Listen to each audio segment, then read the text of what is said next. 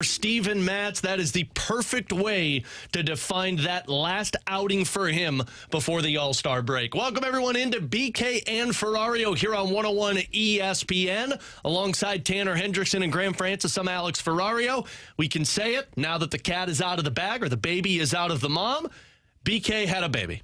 Oh. Not that you all didn't know, but that is why BK has not been here last week, and that is why BK will not be here this week. He is enjoying being a new dad, he along with Kara and baby Luca, so congrats to them, and I hope they're enjoying this time off.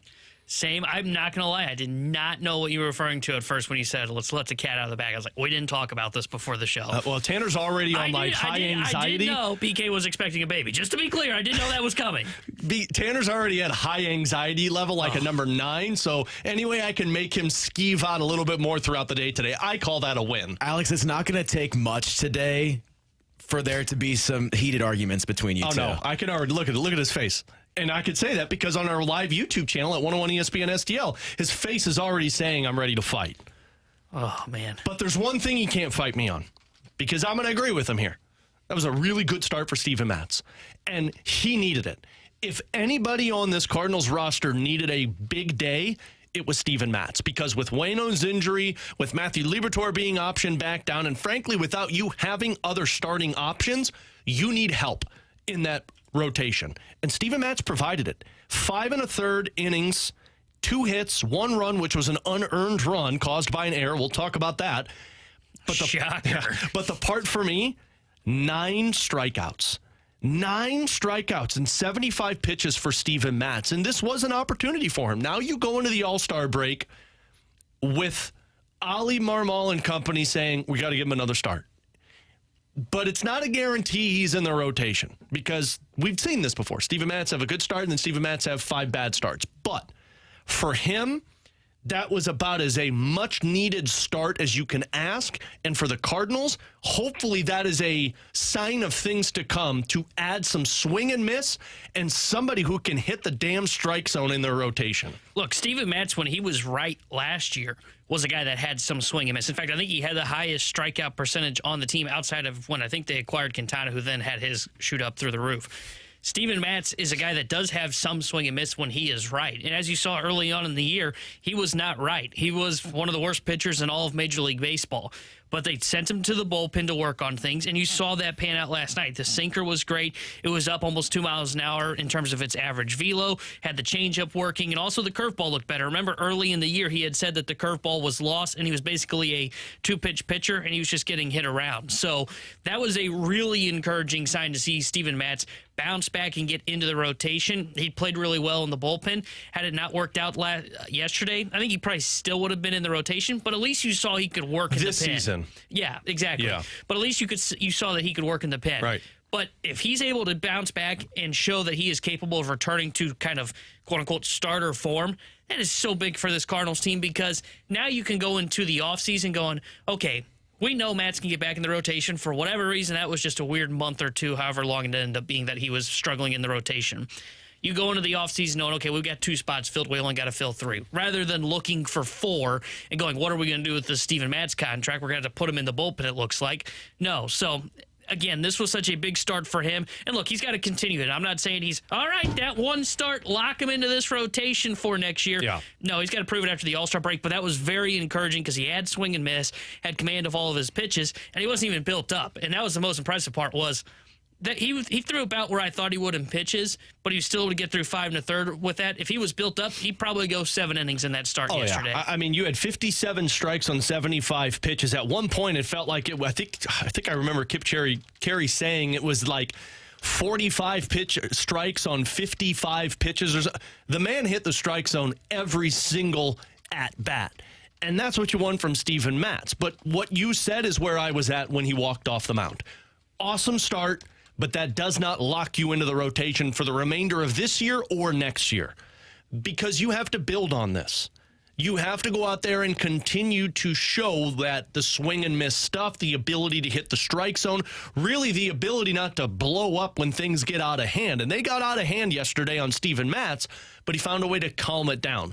That's what you need in this rotation. And for $11 million next season, I would much rather be spending $11 million to put Steven Matz as my number 4 in the rotation than having an $11 million guy in my bullpen and not be using him in a high leverage situation. So the Cardinals, they needed that start. They need more of that. I would say you probably need to see 2 or 3 more of those before the end of the season for Steven Matz to say he's a part of our rotation next year. Because if he is, you're talking about a Miles Michaelis slotted in as a number 2 or a number 3.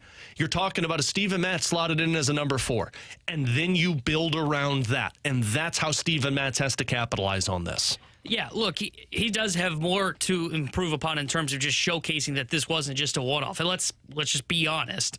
The White Sox aren't a great team either. So we'll see how he performs coming out of the All-Star break. I don't know when he'll get his next start. They haven't really aligned the rotation yet post-All-Star break. Yeah. They've got time to figure that out. But if I'm them, I'm starting them against the Nationals in that first series because I want them to keep that confidence going. I don't mind that at all either. I think what you'll see is potentially that, or you'll see I think Marlins come in right after that. Yeah.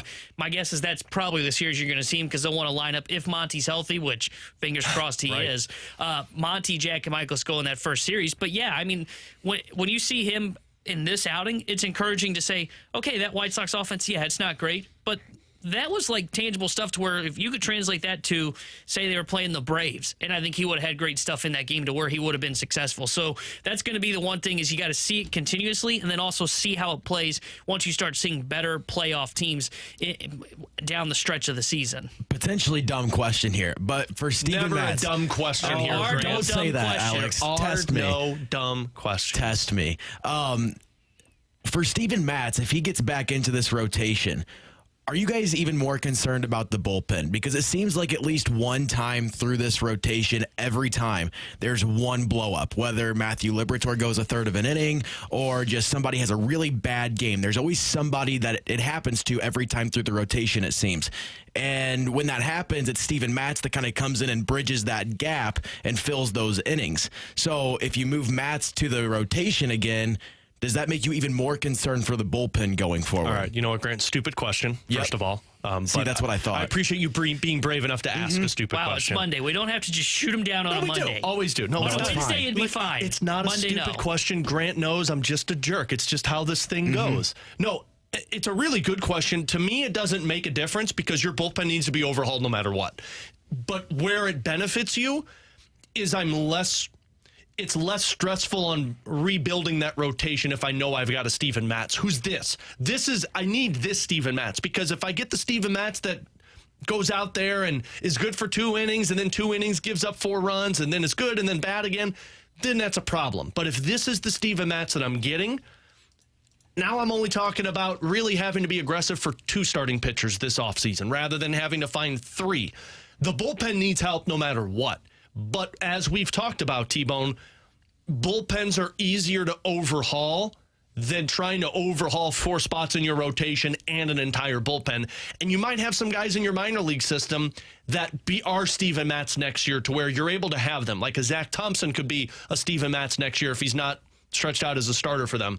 So it doesn't stress me out on the bullpen side of it because that's already a massive task. I actually feel more at ease if this is Steven Matz because I know my rotation's in a little bit of a better spot. I agree because it kind of twofold. 1, it makes rotation better right now, but 2, and maybe most importantly, you're trying to figure out what you have for 2024. The Cardinals can tell you they're competing right now, and they're still hoping to get back in this. They're going to say all the right things. They're going to probably trade everybody once we get to the deadline. And when I say everybody, I mean Monty and Jack. They need to figure out what they have for 2024. And those questions also belong with Steven Matz. Is he a guy that's in the rotation, to Alex's point, to where he is in the rotation? Now you only got to go find 3 starters compared to 4. So I don't really look at what it is in terms of the bullpen and how it affects that because the bullpen is just bad in general. So I'm more excited to see what he looks like as a starter because I think that's going to be the role he's going to be in. I think that was going to be the role he was going to be in no matter what for next year. Yeah. But at least if he can pitch better and pitch what he did as he did yesterday for the remainder of the season, then you go in with less of a question mark as opposed to if he stayed in the bullpen all year long and then you said, hey, let's just throw him back out there. He's going to be a starter for us once he gets to spring training in 24. I mean, let's be honest. That bullpen almost blew that game up for them anyway, so it doesn't really matter. What's new? Yeah. The other thing, which the rotation in general. Raise your hand if you're listening or watching. Did this weekend sting? Oh, Just a little bit more when you saw Montgomery and Michaelis and Matz go out there and deal and think, so if our rotation could have done this for 2.5 months, maybe we're talking about a buying team at the trade deadline. Because watching Monty, watching Michaelis, getting that from Steven Matz, and then knowing what Jack Flaherty has provided, I'll take 4 guys who are pitching really well. Yeah, you would? I think when you look at the rotation.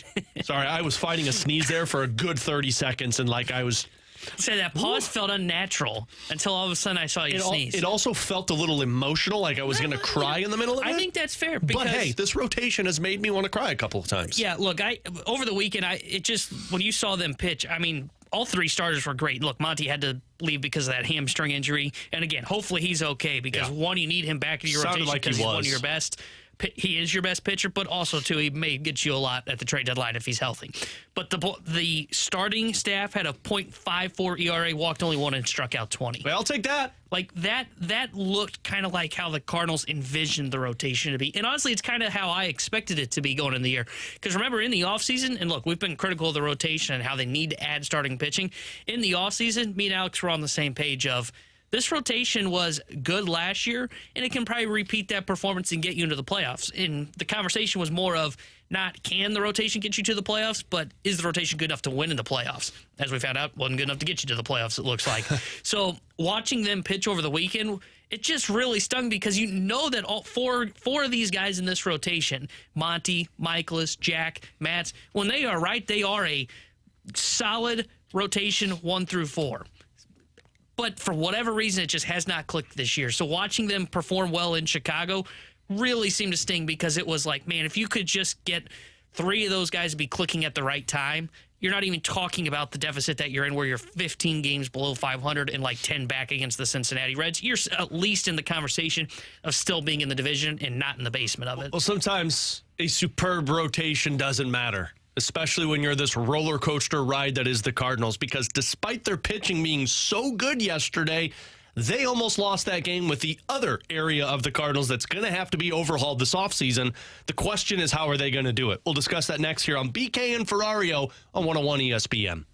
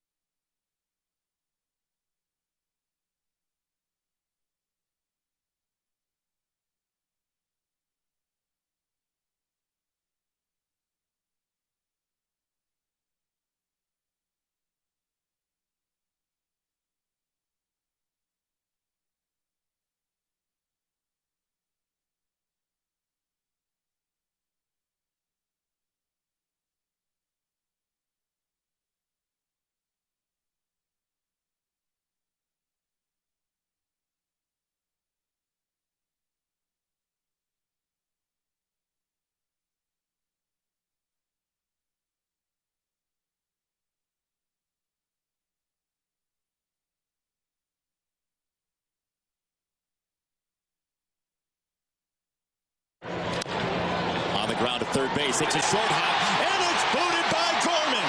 You could see it coming a mile away, and the Sox have tied the game. With our pitching staff, we can't give away outs, and we did a decent amount of that today. Ali Marmol saying it best, courtesy of Bally Sports Midwest. And how about the White Sox broadcaster? You could see it coming a mile away. Yeah. I'm assuming he was talking about the errors because we all could see that coming a mile away. Now, maybe certain situations like Paul Goldschmidt's error in the third inning, not as much because that doesn't happen very often for Paul Goldschmidt. But Wilson Contreras' passed ball, Wilson Contreras' aired throw, and then you get Nolan Gorman later in the game. What was that, the seventh inning? The seventh inning where he bobbled the ball at third base. He did not look good over the weekend, by the way, defensively. And look, he's been better. I was going to say, part of me feels bad for Nolan Gorman, but then I'm like, well, I don't because this is what you're there for. But like they've been focusing so much at second base with him, and then it's like, let's shift him over to third. But like you're the utility guy. You played third. Third was your natural position. You should be able to handle that. But none be it. The errors were very apparent for that Cardinals team. And if you weren't playing a team that was worse than you in terms of their pitching and errors, you would have lost that game and we'd be having a different narrative today. But instead, we're talking about a Cardinals win, a good performance by Steven Matz, but the defense still has to be fixed, T-Bone. I mean, we have talked so much about errors this season for this Cardinals team in terms of missed plays behind the plate, bobbled balls in the infield, guys taking bad routes in the outfield, and it has costed this team, I would say, at least 10 to 15 games this season, their errors, whether it's defense or base running. The problem is, this isn't an easy fix because if you think about it, Wilson Contreras is your catcher. Like it or not, he's there for you. Paul Goldschmidt is a very rare error type of player, but when it happens, he's at first base. He's going to save you more times than not. You've got Nolan Arenado. Nolan Gorman's probably at second base, but your outfield is still going to be the issue. If you talk about the glaring problems when it comes to errors, you're talking about catcher and you're talking about your infield construction. But it's not like you could just ship these guys out and bring people in. You're probably going to be dealing with the same thing for the next couple of years unless these individuals who are playing the position get a little bit more confident at where they're at. Yeah, look, it's going to be an individual thing more than I think a team thing because Arenado over the weekend Friday had a rare player where it was a chopper to third, and it wasn't an error because the runner beat it out. It was ruled an infield single, but it's a play Arenado makes last year. Nolan Gorman had a rough weekend, and man, did it really affect him. I just looked on Baseball Savant. His outs above average going into yesterday's game, he was in the 60th percentile. He dropped all the way down to 41st with the tough play of yesterday's game. So he's been tough defensively. The outfield as a whole has been bad defensively. And look, part of that is going to be because Jordan Walker's going through the growing pains of learning the new position. Alec Burleson, I don't think, is a great defender. He's average, I would say. But the problem for them is, and this is where I think is actually going to start for them in fixing their defense. It's figuring out who is your everyday center fielder in 2024. Is he on the roster? And I think that's the biggest question they're going to have to ask themselves because Tommy Edman was the guy that kind of took that position until he got hurt. And honestly, I think Tommy Edman was a pretty good outfielder defensively in center field. My concern with him as an everyday center fielder is arm strength. I truly believe you have to have a great arm to play center field. And I know that the Cardinals may disagree with that, and they kind of like Edman out there and don't think arm strength is going to matter that much. I disagree with that. But I think that's where it starts, is figuring out who the center fielder is because they've run through Tyler O'Neill, Lars Nootbaar, Dylan Carlson, Tommy Edman. Oscar Mercado was out there for a little bit this year.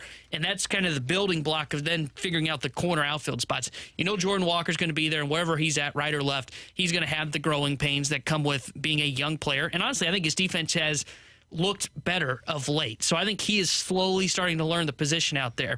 And then Nootbaar, I'm assuming, is the other guy that will be in this conversation. He's a good corner outfielder. But center field to me is where it starts because they just have not gotten great jumps out there outside of Tommy Edman this year. Carlson had a decent weekend out there in center, but everybody else, the jumps have not looked great. I think the infield defense, those individuals will figure it out. Contreras is who he is. I'm not sure it's going to get much better in terms of his defense behind the plate, but center field is the one for me where if they're going to take the next step defensively, center field is where they've got to figure out who is that guy for them moving forward and heading into 2024. Yeah, I mean, that's the biggest question mark right now.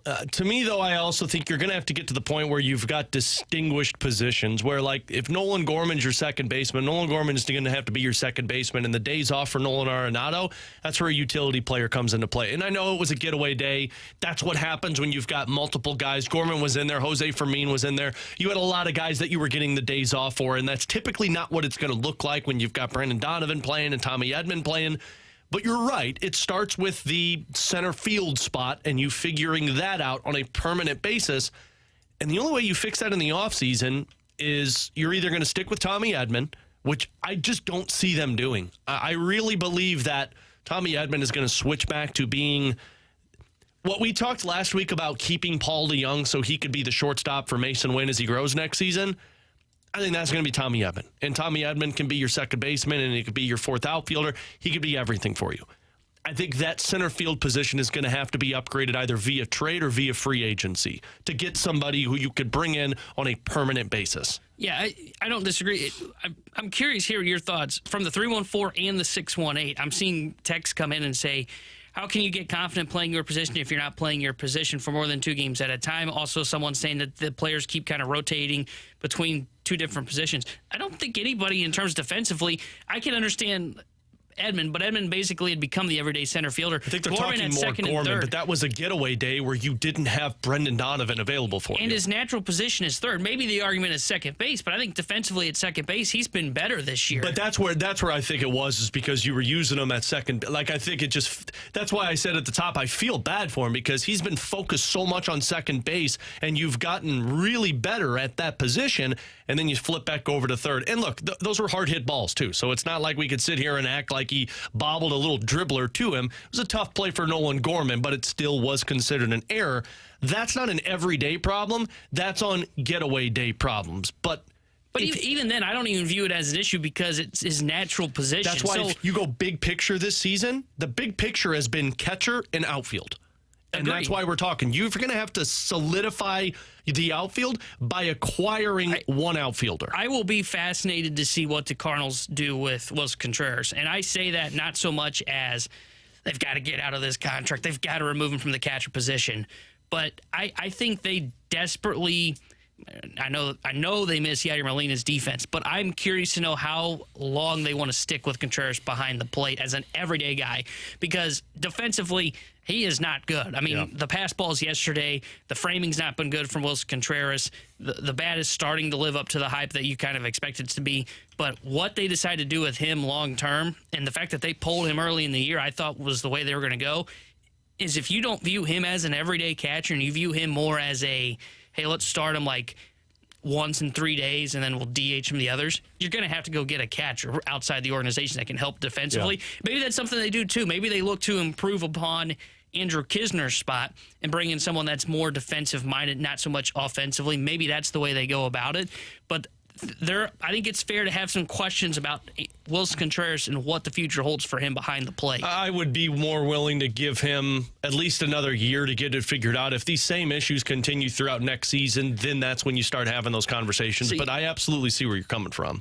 I would have that same thought process if this wasn't a veteran. This isn't some rookie that you just brought up. This isn't Herrera from last year. But that first year with the team is always tough. And, I mean, we remember Nolan Arenado bobbled some balls that first season, too, where we were like, what's going on here? The first year, and look, we'll get into this in the 12 o'clock hour. I'm not defending Willson Contreras because it was bad. And, like, you almost costed your team the game because of your poor decisions behind the plate. But I also wonder if there's just a lot of different things coming at him right now in terms of figuring out the pitching staff and making sure that your offense kicks into play. And now you're worrying about framing the pitches. And now you're worrying about starting to get guys out on the base path. I'm willing to give him at least another year to figure out the defensive side of things because he wasn't this much of a liability in Chicago. He was bad, but he wasn't this much of a liability. I mean, I don't know. I mean, the Cubs couldn't trade him away last year, which is very telling. And why was it? Because his catching, not his bat. Everybody loves his bat. And by the way, seeing a text from the 980. They need a catcher's coach. He had a catcher's coach in Chicago, and he didn't get good behind the plate. Freaking catcher's coach, man. Why Yadier Molina? But I don't know. Contreras is a spot where they're going to have to figure out what they want to do in terms of defense behind the plate, because I don't think it gets better than this. I think this is what it is, and then it's a question of, are the Cardinals okay with that? But maybe it looks worse now because he's still struggling. He's starting to get out of the season-long slump that he was in.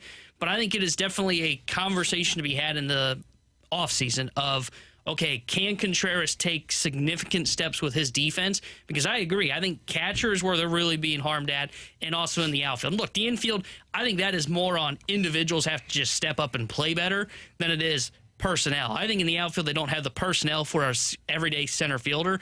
And in catcher position, I'm not sure they have the everyday guy in terms of defense.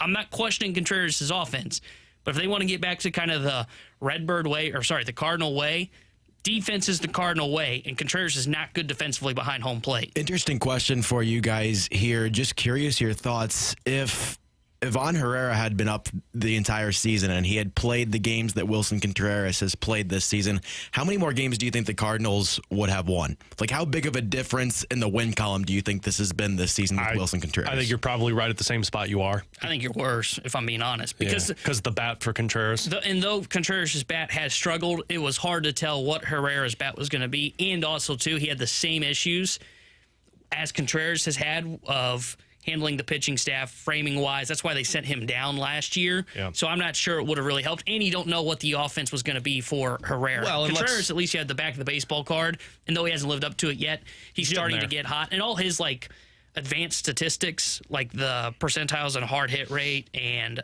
max exit velo, they're all show that he should be getting ready to break out of this. Well, let's be honest with it, too. I mean, the errors that Wilson has committed, they've cost you runs, but they haven't cost you the games. The games that you've lost have been costed because of bigger errors on the base paths or in the outfield, or it's just been for poor pitching. So Wilson Contreras has had his struggles, but I can make that same statement for multiple other players on this roster. It always comes back to the pitching for Wilson. And we'll get into Wilson coming up at 12:15. Katie Wu, our Cardinals insider, is going to join us at 12. But coming up next, the NHL saw another big, if you want to call it that, trade yesterday. Should the Cardinals have been involved in it? And if they weren't, is there a bigger picture to why? We'll discuss next on BK and Ferrario on 101 ESPN.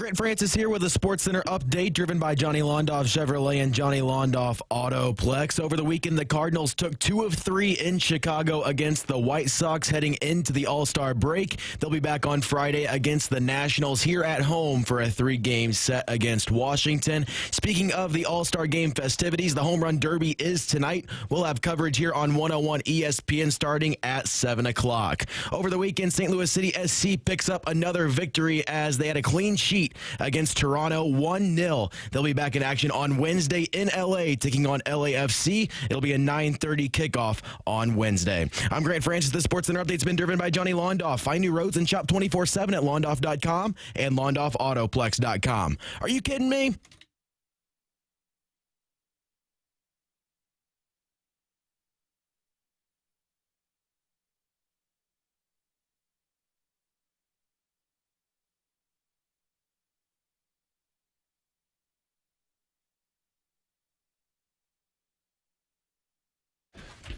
So a hockey trade was made yesterday that the Cardinals were not involved in. I know I said Cardinals. I meant Blues. We were talking Cardinals. Everybody calm down. What a bot. BK and Ferrario. It's Tanner Hendrickson, Graham Francis. I'm Alex Ferrario. The Blues weren't involved in the Alex DeBrincat trade that took place yesterday. And if you remember correctly, Alex DeBrincat was the one that was rumored by Elliot Friedman, who could potentially be traded to St. Louis. St. Louis looking for offense, looking for speed. Well, guess what? DeBrincat's all of that. But instead, the Blues opted to go to Kevin Hayes, and Alex DeBrincat was traded yesterday to the Detroit Red Wings, and he was traded to the Detroit Red Wings for Dominik Kubalik, who's a top 9 forward. He scored 30 goals for Chicago, scored 20 this past year for Detroit, a defensive prospect, conditional first-round pick, and a fourth-round pick. So good trade for Ottawa, essentially because they knew that they weren't keeping Alex DeBrincat, but even better that the Blues weren't involved with this. And BK and I talked a lot about this over the rumor mill that took place of could the Blues trade for him. I just wasn't interested. If you had to give me the 2 pieces in front of me of what I had to trade for the players that I acquired, the package, which if you were going to make the trade for DeBrincat, you're probably giving up Jakub Vrana, Tyler Tucker, and then some draft picks to get DeBrincat, to compare what Detroit did. I would much rather give up a 6th-round pick for a 31-year-old 6'5" centerman because that's something the Blues don't have. They already got a small goal-scoring forward who is a defensive liability on the ice. Yeah, I think with the St. Louis Blues, I don't mind them not really being all that involved. And maybe they were involved, we just don't know it. But I don't mind them not being involved watching DeBrincat end up going to Detroit because it's tough to see where I can see where you can kind of squint and see if he fits into the picture for you because you're adding more goal scoring, maybe a little bit more consistently than Jakub Vrana, who there's still a lot of question marks of what he'll be this year with the St. Louis Blues. And by acquiring Kevin Hayes, like you said, and giving up that 6th-round pick and having Philadelphia retain 50% of his salary, you also made sure that you kept Pavel Buchnevich away from the center position unless in dire need, and Kevin Hayes can help up the middle with the St. Louis Blues team. So I'm not that, upset that the Blues were really not the ones that were able to acquire Alex DeBrincat. He reminds me a lot of Jordan Kyrou, and we talked about this, a guy that you know that's going to put up points, great goal scorer, but there's a lot left to be desired in his defensive game. So the Blues not being involved, it kind of makes sense since you've already kind of got your version of Alex DeBrincat, in my opinion. Yeah, and look, I think Alex DeBrincat is a really good player. Alex DeBrincat is a guy who can score 40 goals for you, but Alex DeBrincat is also an individual who is going to be on the ice a lot, and he's a liability in terms of he was a minus 31 this past season with Ottawa. And there's a reason that Ottawa opted not to give him the money that he wanted and chose to trade him away. And Ottawa's a team that wants to start competing now. Don't you think that if you wanted a 40-goal scorer and you're trying to compete, that you'd rather keep that guy on your roster? I always take that into consideration, more specifically than hockey than any other sport, because locker rooms matter for hockey teams. And the fact that he was traded away from Chicago, understand that, because basically Chicago was blowing it up. But the fact that he was just traded away from Ottawa because he was going into arbitration and they didn't want to pay him the money he was worth tells me a little bit of something. And for the Blues, frankly, I think I would rather take my chances on a Jakub Vrana and see if he could get somewhere with a 1-year deal, then bring in an Alex DeBrincat and be forced to be stuck with him for 4 to 5, 6, maybe 7 years and still have these issues. And I'm glad you mentioned that because I didn't even think of this. What by acquiring him, you essentially probably had to give him the same contract extension he just got in Detroit. Yeah, if you're acquiring him for the assets you're trading, you're probably bringing him in because you want him to be here. Now, Detroit didn't go long term. No. Detroit went 4 to 5 years with him. But with that being said, Vrana, as a guy that's on a 1-year deal, is essentially a rental for the St. Louis Blues. If you fall out of contention, you can move Vrana and probably get a decent return for him at the trade deadline. But also, too, with Vrana just being on a 1-year deal, it creates a roster spot going into next season if you believe like a Zachary Bolduc's a guy that could be up here and really contributing with the NHL team next year. You bring in DeBrincat, you lock him up for, I can't remember what he get, 5 years if I'm not mistaken. If that's the case, you basically have another spot that kind of blocks Bolduc's potential spot on this roster. It's not just Bolduc. It's Snuggerud. It's Dean. I mean, you've got 3 guys that'll be competing for NHL roster spots next year. And if you bring it into DeBrincat, one, maybe you're still able to bring back a Pavel Buchnevich, depending on the salary cap. But 2, these guys that you're bringing in, you're shifting them down a notch. And if you're trying to grow these guys into NHLers, I don't know if you want that for 4 to 5 years. The right method is what they've got right now with 3 guys in your top 9 as wingers that are on 1-year deals. Well, and another thing that it blocks is, say in 3 years and the Blues are starting to get competitive again, they want to go out and get a big free agent defenseman. Like if you have Alex DeBrincat on the books, that could potentially block you from doing anything that you want to do on the defensive side to go out and get your number 1 defenseman or a top pairing defenseman when you're wanting to contend again. So I'm totally with you guys. I was never, Alex DeBrincat was never really on my radar this offseason for the Blues. It just didn't seem like a fit. And not surprising that Detroit was the team that got it done. The other thing about that, too, is did the Blues basically show their hand in how they're diverting away from what they thought was their identity to something else?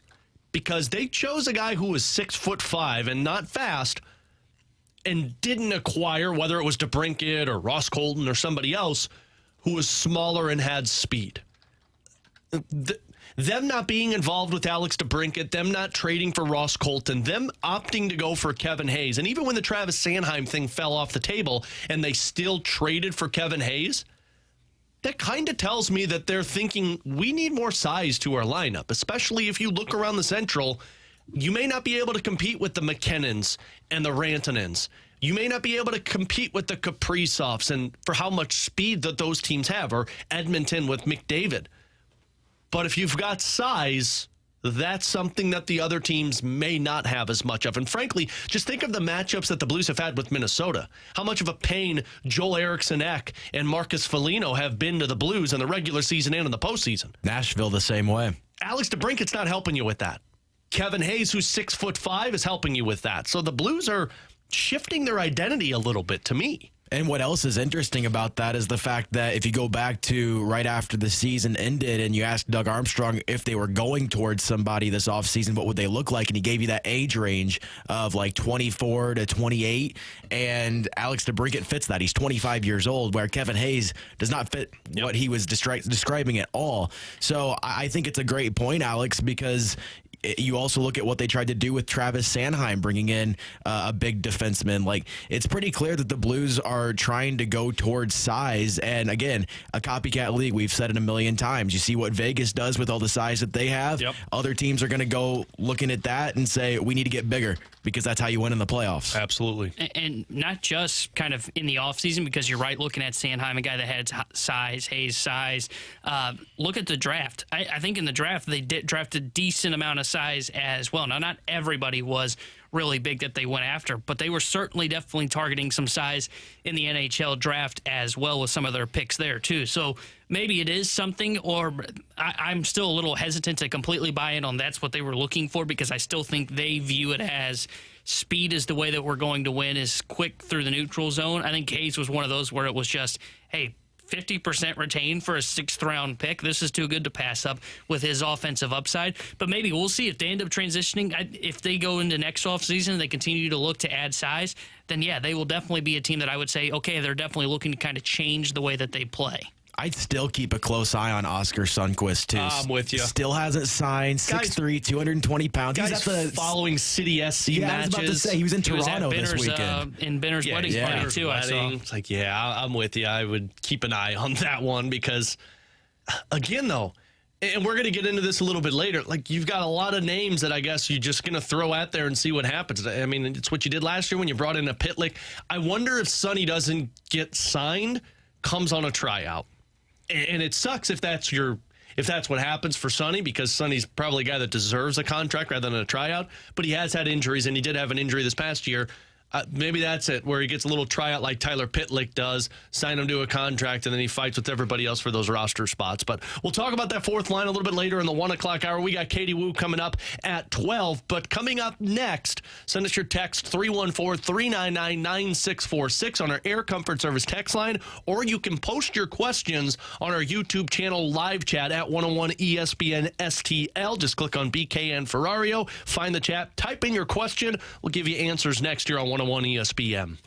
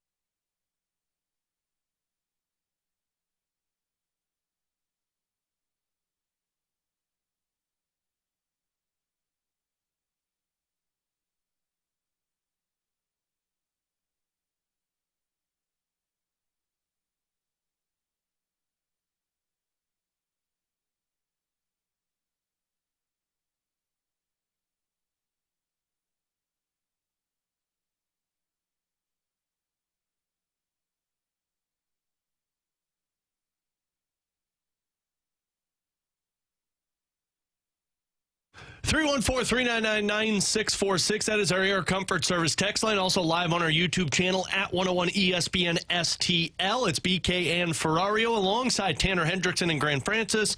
I'm Alex Ferrario as we get to your questions now here on Questions and Answers. Let's start with this from 314. What did you guys think of the Cardinals' first draft pick last night? They took outfielder Chase Davis from Arizona. I really like it. Everything I read on this kid seems like he's got the potential to, and he kind of reminds me of, based on the reading, is like a Nolan Gorman, but like outfield type. Pure power from the left side, cut down his chase rate in college this year. He sounds like a guy the Cardinals had interest in back in 2020 during that pandemic draft. That was 5 rounds. The kid was in high school. I think Randy Flores even said if they had more picks in that draft, they may have selected him. So this is a guy the Cardinals have clearly been trying to target over that last handful of years. I don't mind the selection. I know a lot of people wanted them to go with pitching in the first round, and frankly, I've kind of wondered if they might do that. But I think they just said, hey, this is the best player in the first round. That's what they wanted to target. Best player, I would say. And you can focus on pitching in rounds 3 through 20 the next 2 days to try and cover your pitching needs. Yeah, look, anytime you get somebody who's got raw power, as everybody said about this player, sure, that's great. And it sounds like, at least from the reporting that Derek Gould had done on the Post-Dispatch, that like the Cardinals have been scouting this kid since high school. So they obviously have a ton of information on him, and if it pans out, great.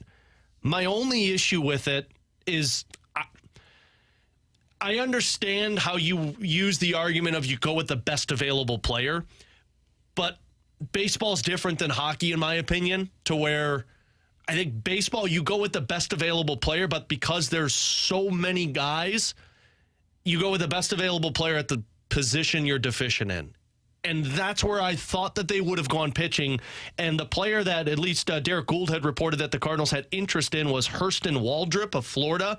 And he was selected like 3 picks later. And look, all of this is potential because we've seen number 1 overall picks be busts in baseball. So it doesn't really matter. But I thought they would have gone pitching, but I guess we'll see. They might go pitching heavy the rest of the draft. Yeah, and that's what I keep an eye on, because though we talk about the pitching so much right now, and we say, man, they got no pitching. Look at the Major League team. Look at AAA. I mean, AAA, there's not a whole lot of pitching down there that could help them in the future really as well.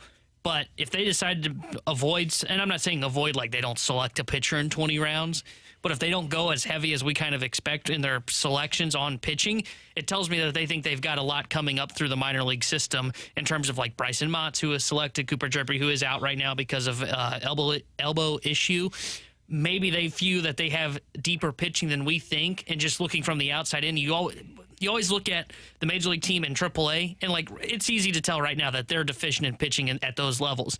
But they may think that they've got enough in high A, low A, double A to where they could all come up and start to really supplement the AAA team by next year and potentially help the Cardinals at the big league level next year as well. Sticking on baseball from the 618, are you guys excited about tonight's home run derby? Well, I'm excited because I can listen to it on the radio, which is going to be live here on 101 ESPN starting at 7 o'clock. That's what I'm excited about. Yeah, I'm excited about hearing it on 101 ESPN. No, I mean, I'll say this. It's a good group of guys. The only part for the home run derby that gets, I don't want to say boring, but monotonous is when it's the same guys over and over. And I know they got a couple of them that are in there, like Julio Rodriguez being in it, Vlad Guerrero Jr., but it is a little exciting knowing that Mookie Betts is doing it for the first time, see Randy Arozarena, to see Adolis Garcia, and then, of course, you have the young catcher from Baltimore. Adley Rutschman. Yeah, I can't pronounce his last name for some reason. But that's the exciting part, at least for me, where you get a couple of fresh faces in the home run derby. Yeah, for me, I love the home run derby, and I'll definitely be listening to it tonight on 101 ESPN. You're darn tootin'. I don't find this field to be like that exciting. I don't feel like there's like a great storyline. Look, I get it. Alonso's been great as a home run derby guy, but like Mookie Betts has even said like, yeah, I really don't want to do this. Like my wife's making me do it. Like that's literally the only reason he's doing this. If your wife's asking you to do it, you go out there and you do it. And like last year it was cool because you had Albert Pujols that was in the home run derby, had the storyline of him trying to have that renaissance, and at that point was really struggling. Who would you have wanted in it then to make it more interesting? Like if you could replace Mookie Betts with somebody else, and not Shohei, because everybody would say Shohei. I mean, Shohei's definitely like the obvious answer, but look, he clearly didn't want to do it, and I think he did it last year, if I'm not mistaken. I don't know. I can't really think of anybody that just like would really excite me, like off the top of my head, outside of Shohei Ohtani.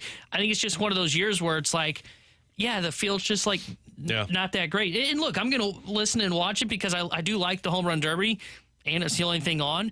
But for whatever reason, this field to me does not feel as exciting as it did last year. Maybe all the excitement last year was just because it had Albert Pujols. How many Cardinals fans turn off the round when it's Garcia versus Rosarina? The sad part is I think they're all going to watch that and go, look at what we could have had. Well, coming tomorrow, it's segment, what could have been for the Cardinals, Adolis Garcia and Randy Rosarina. Yeah, we're not going to do that, by the way, text line. What are you talking about? One more. It's time to move on. From the 314. Fellas, I know you've talked a lot about Dalibor Dvorsky, but what are the realistic expectations of him being a part of the NHL roster in the next couple of years? I would say by next season, he's going to be competing for a spot. I don't know if he'll get a spot, but I'll say he's competing for a spot. In 2 years, I'll say he's playing in your top 6. Yeah. Because next year... Wait, how many years till he's in your top 6? 2 years. Well, I think he might spend some time on the third line before he jumps up. But the issue for him is next year, spots are opening up in terms of Blais and Verana and Kapanen and all those guys moving on, but you've also got Snuggerud in front of you, Bolduc in front of you, Dean in front of you. So you're going to have to outplay one of them. But then the next year, you're talking about potentially shifting into that top 6, top 9 role. And I think by then, he's going to have a World Juniors tournament under his belt. He's going to have multiple years playing in Swedish Hockey League, be 20 years old. That's where I would say you can plan on him being a consistent player for the Blues within 2 years. Yeah, for this upcoming season, you can definitely 100% forget it because he's signed in Sweden, I believe, to play over there. So this season's out. The season after, I think he's got a real chance to break into the lineup. And if he doesn't do it on opening night, again, injuries always happen. He has a great chance to break into the lineup in some way in 2 seasons from now. And I think that's a fair assessment for when he's going to be breaking into the league. Tanner hates Blues prospects, so he thinks he'll be a bust. I just think in 2 years saying he's going to be in the top 6 feels a little lofty to me. Just like last year, I thought it was too lofty, the expectation the Blues, maybe not even us, put on what Jake Neighbors was supposed to be on that third line production-wise and helping that team with the absence of David Perron. So I would say I don't disagree. 2 years, I think he's going to be potentially competing for a spot. I don't think he'll make it because I think the Blues really want to take their time in developing Dvorsky because he's the first top 10 pick in years. I think it's 3 years before you see him on the team, and I don't even think he'd be a top 6 forward. I think the plan would be to have him, as you said, centering the third line, maybe even the fourth. All comes down to how he continues to grow over these next couple of years because I think a lot of people thought Snuggerud was going to be maybe not a bust, but a depth player. In 1 year, became a guy that now they're talking about is going to be a top goal scorer when he gets the opportunity with the Blues. So really comes down to that development for St. Louis. Tanner Hendrickson, Graham Francis, I'm Alex Ferrario. Appreciate all your questions. We will give some questions to Katie Wu, our Cardinals insider for The Athletic, as she joins us next on BK and Ferrario here on 101 ESPN.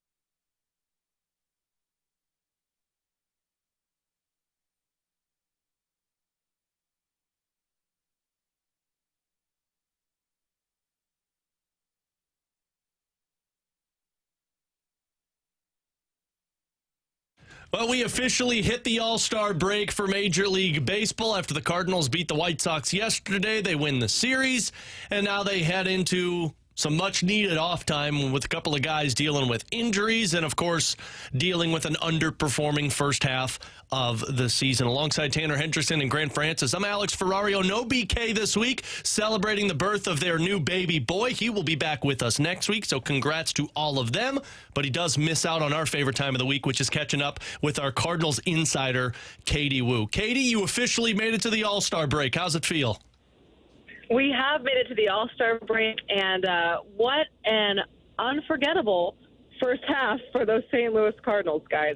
Unforgettable. I would go with more forgettable because, man, I would try to forget it. Yeah, Katie, I've been trying to forget it since day one of the regular season, and it's just been impossible to do. But look, we got to start with the positives, which is something rare that we say this season. But Katie, Steven Matz did everything he needed to do to prove that he deserves to be in the rotation. The issue is he's got to continue this. Yeah, absolutely. I thought Steven Matz was really encouraging in his performance on Sunday. Keep in mind, he was not built all the way to go 90 pitches, working in that extended role in the bullpen. But for him to rack up the line that he did, 9 strikeouts over 5 1/3 on 75 pitches, that looked like the Steven Matz the Cardinals are really going to need to rely on in the second half, regardless of what the playoff picture looks like. Steven Matz is a Cardinal for the next 2 years after this, and the way that their pitching is shaping up for the next couple of seasons, they're going to need him to be in that rotation. But it was really encouraging for me to see Steven go back, work on all the things that he talked about doing during his stint as a reliever, and come back and look like the starter the Cardinals are envisioning come this spring. Katie, I thought over the weekend Ivan Herrera was really impressive in the 2 games that he caught behind the plate. What did you make of his performance, and do you think has he secured a spot after the All-Star break on this roster? Yeah, so I thought when the Cardinals brought up Herrera, obviously it was need-based with Kisner going on the IL, but why they brought him up, I thought there was actually more to that move. If the Cardinals were just looking for a backup catcher for their backup catcher to carry them through the All-Star break, I think they would have gone with someone like Trace Barrera. But because they brought in Herrera, those names are going to get me so confused at some point during the segment, just to let you guys know. Because they brought in Herrera, I think it was to see as much playing time as possible. We've seen Wilson Contreras get more time as the DH, was working on a couple things over the offseason, of course, the dental procedure that he had. But for Herrera, with the Cardinals bringing him up, I think it was to give him some extended playing time. I think he's warranted that with his performance in AAA. And I've been really encouraged, I think, by his overall poise and his demeanor. He looks like a more, not just mature player, but a player who trusts himself, is a little more confident. I think last season, and he said it as well, he wasn't quite sure if he was ready to be in the big leagues. And I'm not saying he's going to be the full-time catcher, of course, with Contreras here, but I do think in this playing time he's warranted more consideration because at this point, at this time, he does look ready to be here. We're talking with our Cardinals insider covering the Athletic for the Cardinals, Katie Woo. Katie, you mentioned Wilson Contreras, and a bad day for him yesterday, albeit his offense carried the team, but defensively and behind the plate, he is struggling. What does his role change as the everyday catcher moving forward this season and further into his contract? You know, I think this season, especially in the second half, we're going to see the Cardinals do a lot of maybe unorthodox things because, let's be honest, guys, the likelihood that they reach the playoffs is very slim. So this could be a door for the Cardinals to be a little more experimental, and that would be an area where I think they would try that with Contreras. What we saw on Sunday in particular was textbook what I think 29 other teams would have seen when they saw the Cardinals sign Contreras. You're going to get some offense. You're going to see him carry the team that way, but the defense is always going to be a step behind that offense production. Cost them 2 runs yesterday. They were obviously, thanks to Jojo Romero, able to get that win in the South Side. But I think in the next 2 months is the perfect time for the Cardinals to experiment that. I think they've already started that again with that split playing time, seeing him as DH. At some point, the Cardinals are going to have to see what they have in Herrera. They're going to have to see if he can fill in what kind of role, if he could potentially be traded. They're going to have to identify that. They know what they have in Kisner, and I could definitely see Kisner getting even better the more playing time that he gets. I think Kisner's had a really strong year in his opportunities so far. But I would not be surprised at all if we see the Cardinals kind of tweak Contreras' role over the next 2 months and see how that will perhaps shape his usage for his years going forward. Katie, moving forward, if Wilson Contreras has a more of a workload as a DH compared to a catcher, do you consider that a bust of a contract or a signing for the Cardinals? I wouldn't consider it a bust of a contract, but I would consider it a bust of signing a catcher. Does that make sense? Yeah. Because when the Cardinals were, obviously we talked about this so many times, guys, no one is expecting or looking to replace Yadier Molina. But when John Mozeliak and Wilson Contreras met and they ultimately agreed to sign, they both said we're looking to find a primary catcher. They did not want to do this platoon between a DH and a catcher like Contreras did in Chicago. So with that being understood and that premise being set, I would think if the Cardinals get to that point where he is platooning again and is splitting time between those positions, that would be a fail in signing a starting catcher. Now, of course, Contreras can still contribute on the other side of the plate. We've seen it. I do think the more that he hits consistently, obviously, the better he'll be. And sometimes that takes a while in that first year. You talk to guys like Goldie, like Nolan Arenado. Their first year signing a big contract or coming to a new organization didn't go as they hoped either. But from playing time and based on how that might be in the future, yes, I would say that it'd be a bust of signing a catcher. Katie, you had mentioned, that they may try and experiment with things because their playoff chances are slim. Do you think that they've already determined that they are sellers, or do you think there is still some hope within both the organization and the front office that they can potentially turn things around getting close to the deadline and maybe hold or buy? It's going to sound crazy, probably because it is. Don't do it, but Katie. I do not think the Cardinals have fully convinced themselves that they should be sellers. Oh, no. Because of the division. And to me, that's a mistake. I'm not advocating to just give up and stop trying, but I think there is a way to salvage the season or salvage the rest of the season and punt on the next 2 months so they can set themselves up to contend in 2024. Look, when you look at this roster, it's clear they should not be underperforming this much. I'm not talking about the pitching necessarily, but the roster overall. They have the pieces they need to be competitive. It's just a matter of finding where they fit. And right now, there's a bunch of positional log jams. We've talked about the outfield. We talk about the middle infield. That's maybe complicating the matters a bit in terms of roster production. We know the Cardinals need pitching help, both from a rotation standpoint and from a bullpen standpoint. The Cardinals could utilize some of those pieces to get that pitching help or at least get a jump start on it.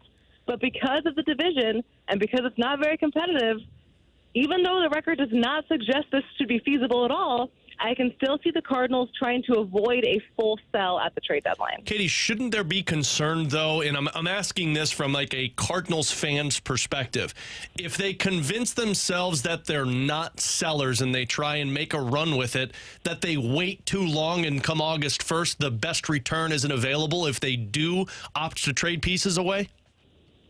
Oh, yeah, absolutely. That's why I think this trade deadline, more than any in the recent years leading up to it, it's so important, not just for this season, but for the trajectory of the club going forward.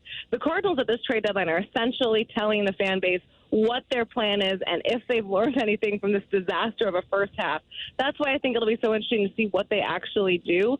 Part of me wants to be optimistic that there will be a different kind of trade deadline that, again, I've said this before, I don't think the Cardinals need to fully rebuild, nor do I think that's even a matter of question for the front office at this trade deadline. But how they approach it, what moves they make, what moves they don't make, will set the tone for not just this season, but for seasons to come. And, again, if they wait too long, they'll be essentially shooting themselves in the foot for 2024 and 2025. And that's not something they can afford to do, especially given the new schedule and the fact that this NL Central is only going to get better. We've already seen that with the Pirates starting to turn the corner a little bit, but definitely the Reds. Katie, yesterday, first round of the MLB draft, and the St. Louis Cardinals elect to go with the 21st pick. They go with Chase Davis from Arizona. What did you make of that pick from the St. Louis Cardinals? I like it. Chase Davis, we talked to him on Zoom yesterday, very charismatic. I think Cardinals fans will like him. That energy is contagious, and I'm always going to be happy to see another Northern California kid come join me in St. Louis at some point. But I think when you're looking at what Randy Flores has done as director of scouting, that work speaks for itself, especially that 2020 draft. And Chase Davis was a name they were keeping on during 2020, but of course with COVID, that draft was shortened to just 5 rounds. So Davis ultimately went unclaimed, but they kept tabs on him for the following 3 years.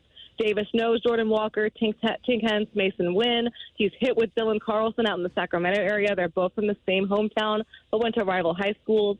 And that kind of Cardinals connection, I think, and the fact that the Cardinals scouting team had been looking at him for so long, I think it's a great pick. You don't always draft for need, especially in the first round. You draft for what's best available. But when you're looking at the Cardinals' depth system and their farm system outfield specifically, I think the Cardinals were able to check both boxes there. Katie, you mentioned Tink, and Tink was a part of the Futures game over the weekend in Seattle along with Victor Scott. Both guys played pretty well at the Futures game, but my question more is about what could they potentially impact the club in 2024? And that may sound crazy at first, but last year in the Futures game, Jordan Walker was there, and as we've seen, he's up with the big league team now. Yeah, that's a good question. I think it's difficult for especially Tink Hens, because he's a pitcher and they often take a little bit longer to become major league ready. But I think Victor Scott has put himself on the radar. I don't know necessarily if they're going to be knocking on the door 2024 spring training, but definitely names to keep an eye on maybe towards the end of 2024. But certainly when you're looking at some of these prospects we've been talking about for a while with Jordan Walker, Nolan Gorman, Mason Wynn, those guys, obviously Gorman and Walker are there. Mason Wynn is almost. I think that's kind of the area that they're looking at now, and maybe Tink Hens and Victor Scott towards the end of 2024.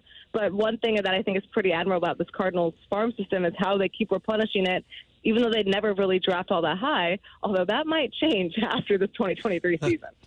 Katie, we always appreciate your stuff. Go enjoy this little bit of a break you have after the first half of the season, and we'll chat with you next week once we get underway for the second half. You got it, guys. Enjoy the break. There you go. That's Katie Woo, our Cardinals insider. Make sure you follow her on Twitter at KatieJWoo, and, of course, subscribe to The Athletic to get all of your Cardinals information from Katie, our Cardinals insider. A couple of things we got to get into with her. We'll talk more about the Victor Scott and Tink Hens thing a little bit later, but I want to talk more about the Wilson Contreras because she had an interesting answer when I asked if that contract is considered a bust if he becomes more of a DH than a starting catcher. So we'll discuss that on the other side here on BK and Ferrario here on 101 ESPN.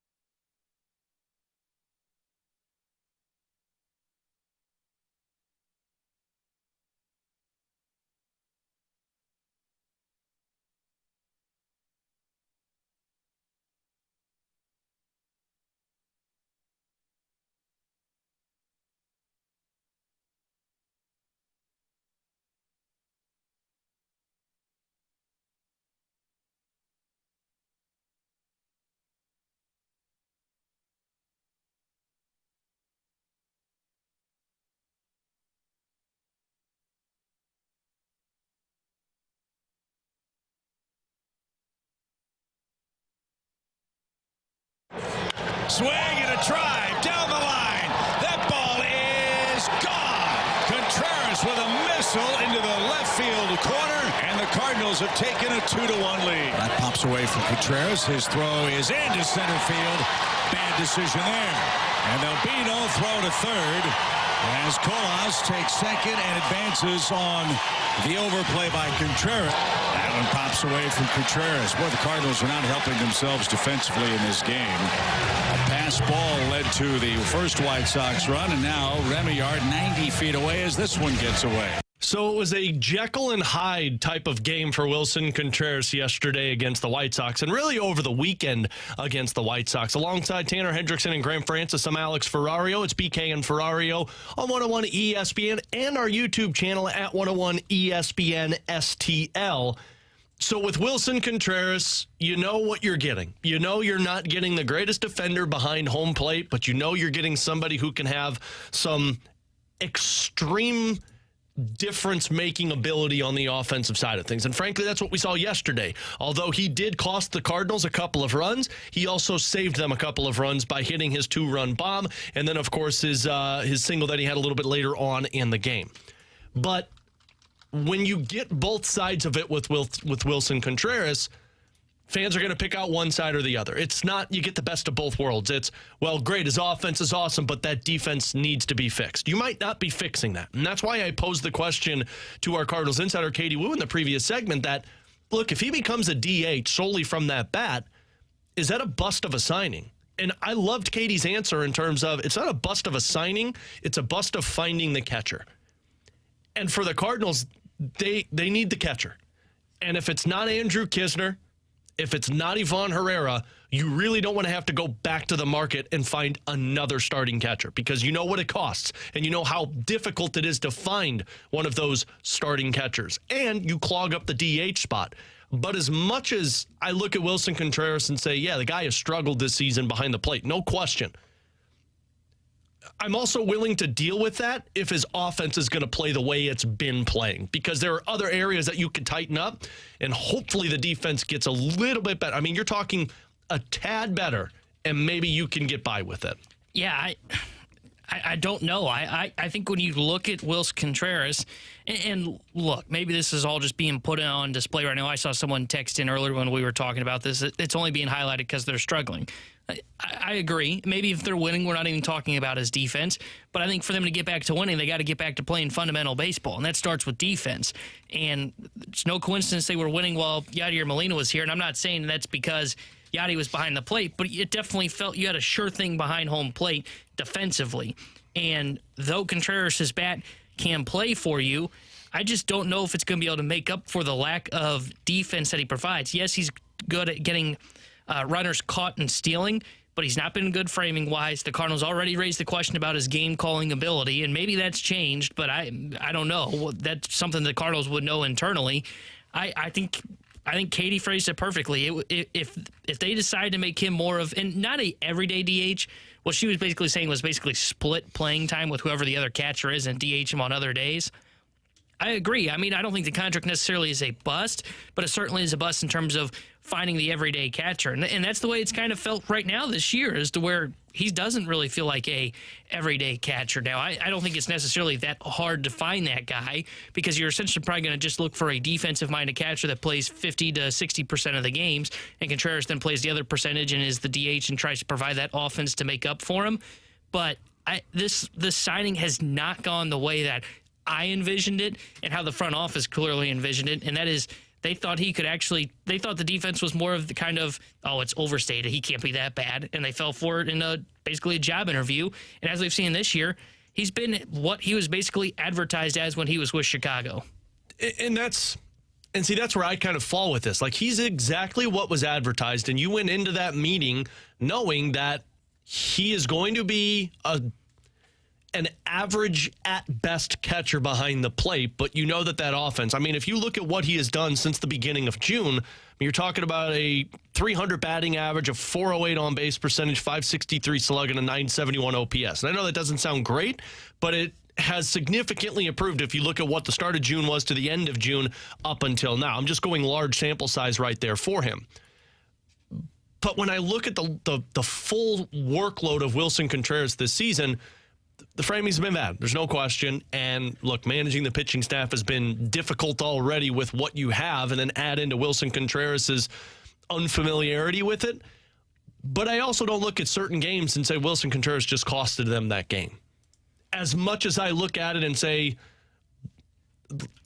the bullpen costed them that game, or that starting pitcher costed them that game. Like, if I know that going into a season, there's probably 5 or 6 games that Wilson Contreras is just going to be abysmal behind the plate, I think I'll take that if I know the guy's going to finish the season with a near 275, 280 batting average and hitting 30 home runs in a season. I don't disagree with you there. I think it's a good point of, like, I don't think you can, like, circle Wilson Contreras and saying, yeah, he's lost you 3-4 games. But I guess kind of my pushback would be, and you saw this yesterday, he did lead to 2 runs, and it felt like that's not just the first time that has happened where he's had a pass ball that's moved somebody up a base, or he doesn't block a pitch.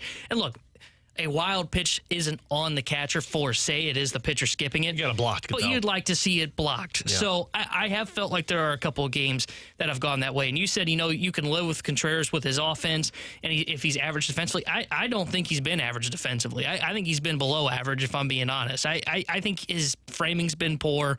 I think the handling of the pitching staff, and I know you guys were on the opposite side of this as me, I do think that the handling of the pitching staff and the Cardinals' decision to pull him away was somewhat warranted. And again, I said at the time, and I still believe this, the pitching struggles are not all on Wilson Contreras.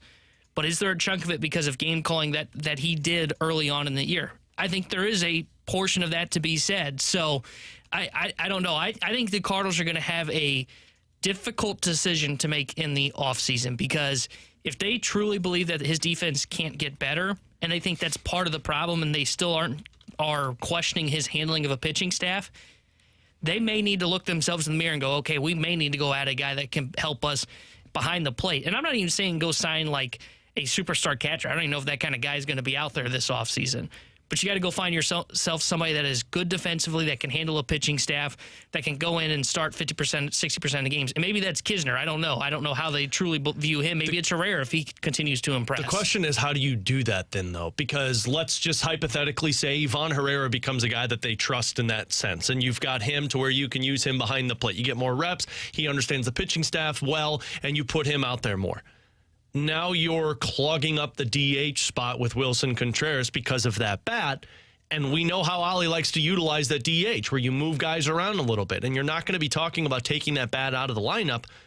It really does disrupt what this team is trying to accomplish if you have to go out there and find a catcher who can play more games for you. See, I don't think it disrupts a whole lot if you do it, because yes, maybe I could hear the argument if you're kind of clogging the DH spot, but I mean, Contreras has played DH a lot already this year, and I think Ollie does a good enough job in terms of kind of balancing who's at the DH spot, and Gorman will be your everyday second baseman for the most part next year, I would believe. So I don't think it really changes anything, and I can understand the argument of, oh, well, what's Contreras going to think? Well, I'm sorry, but I don't really care what Wilson Contreras thinks, because he's part of the problem in terms of why you got to go do this, because you don't trust him defensively. So I wouldn't have a massive issue with it. Would it be admitting that they missed on signing the future catcher for this organization for the next 5 years? Yeah, it definitely would. But I don't think it's like a super hard and tough thing for them to really do. I think they can find a defensive catcher, or just stick with Kisner, frankly, if you think he's the defensive guy. So how does Ivan Herrera play in all of this? Because he did have himself a good couple of days, specifically the 2-for-4 night that he picked up 2 RBIs against the White Sox. How does he play into all of this? Because Katie seems to believe that you're going to see a little bit more reps from him, just like you might be seeing more playing time for Andrew Kisner. That is, if the Cardinals decide they're going to be sellers. How does he play into all of this for the Cardinals? Because we've believed that he's going to be a trade chip for the Cardinals. Yeah, and I still think that's possible. I still think it's possible Herrera could just be up kind of to showcase that his skills that were being shown in AAA, that they can translate to the big leagues, and he can be a potential everyday catcher for somebody. It's possible that's the case of what they're doing. But I think he's a guy that, if he continues to play well, and I think he was great this week. I thought he was the Cardinals' best player over the weekend. Second best, behind Nolan Arenado. That dude's on fire right now.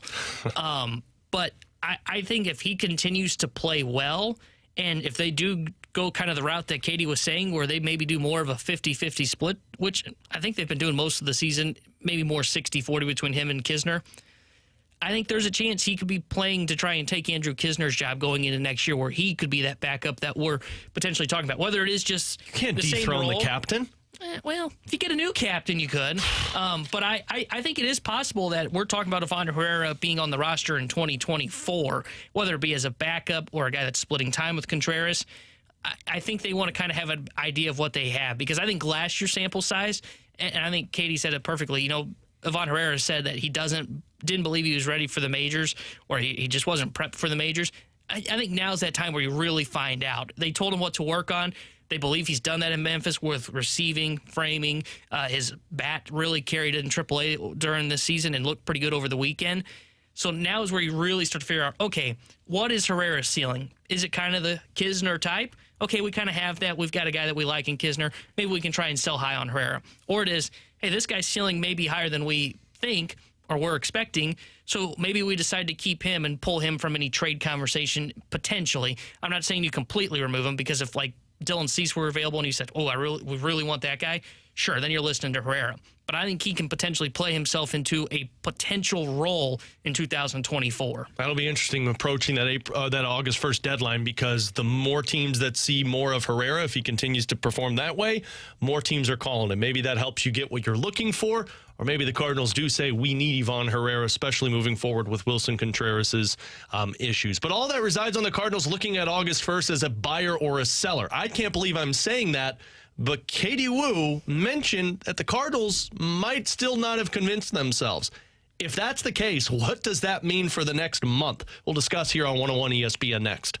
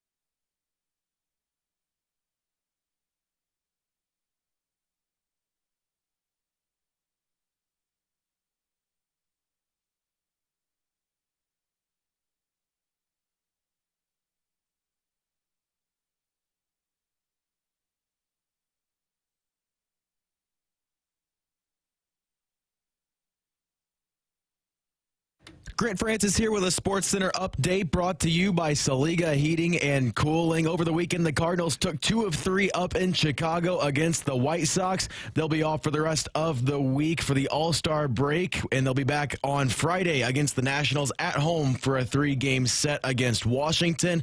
And speaking of the All-Star game festivities, the Home Run Derby is tonight, and we'll have coverage here on 101 ESPN starting at 7 o'clock. Also over the weekend, St. Louis City SC with a victory over Toronto, 1-0, a clean sheet for St. Louis in Toronto this weekend. They'll be back in action on Wednesday in LA to take on LAFC starting at 9:30. I'm Grant Francis. The Sports Center update's been brought to you by Saliga Heating and Cooling, an independent American Standard heating and air conditioning dealer.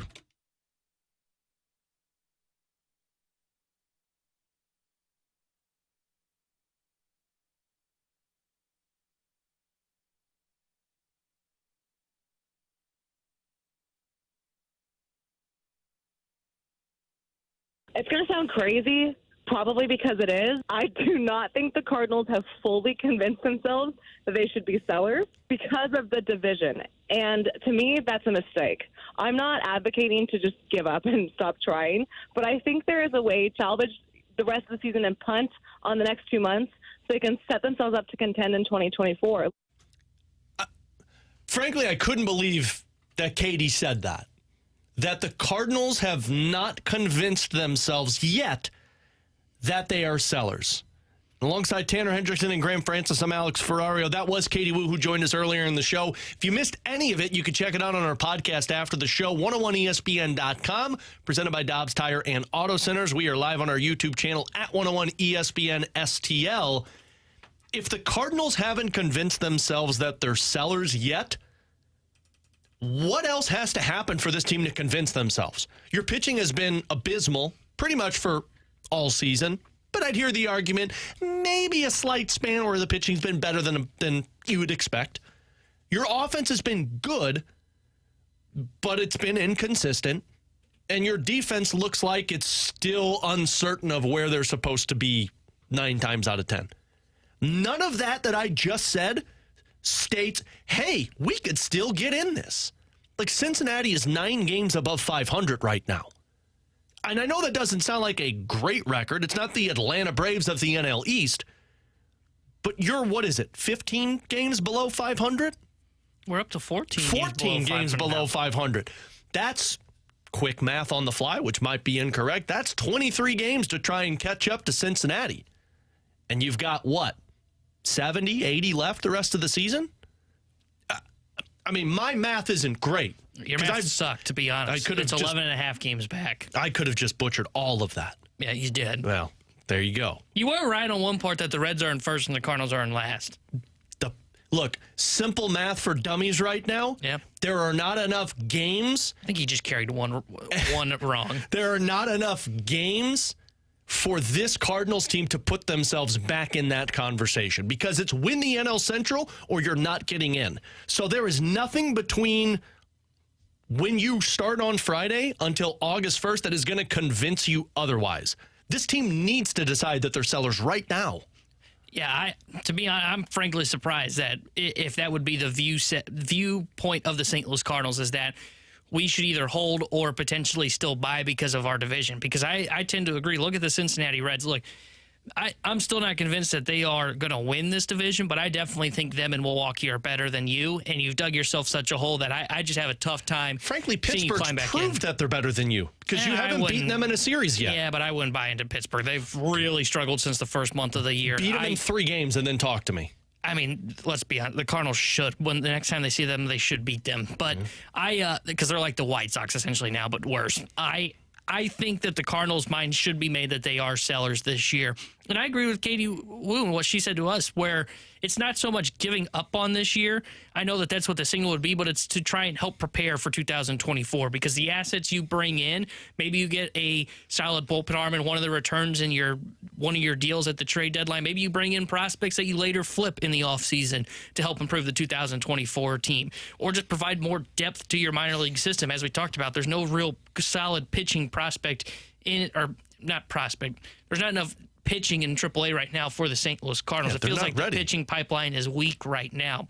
It's A and AA, which means you're still probably at least 2 years away from them being in your rotation. So I think the Cardinals' mind is made up. I think all the talking points is more so from the players and the managers and the coaching staff, because they're gonna say, look, we're trying to compete. We still believe we can get back into this. The front office is the one that's gonna have to make the hard decisions. And my gut tells me Mo believes that they are sellers. But with that being said, I can't remember who it was that told us, but it's been a couple weeks now. Someone told us the Cardinals don't sell. And well, yeah, because typically that admits I agree failure. with that. I don't think it admits failure as much as it just says things went off track for like 1 year. Now, if it happens again next year, then yes, I agree. But I think this is more just a blip on the radar right now for the St. Louis Cardinals, because they do have the pieces to win. Just for whatever reason, it's gone awry. The rotation hasn't come together like we thought, and we talked about that earlier in the show. But I think when you look at the way they're going to have to approach this, they have to know that they are sellers right now, because they can start having the conversations at the MLB draft with other teams and other executives trying to figure out how they're going to get this thing figured out. That way they can start scouting out prospects that they want from any haul that they may get for a Montgomery or a Jack Flaherty. I can't see them buying unless it is like adding a cost-controllable pitcher, but I definitely think they are going to be sellers. I just have a tough time seeing where they can look at the division, though it is the worst in the NL, and say, yeah, we can still win this thing. I just don't see it. There's no in-between here. You either go for it or you sell off everything. There's no, well, we're going to keep on, like, we're going to hold on to this piece because we think we're alive, but we're going to sell this piece. What do you mean by that? Because when you say sell off everything, I think sell off Goldie, sell off potentially Arenado, definitely moving all the free agents. Sell off everything that results in a seller at a deadline.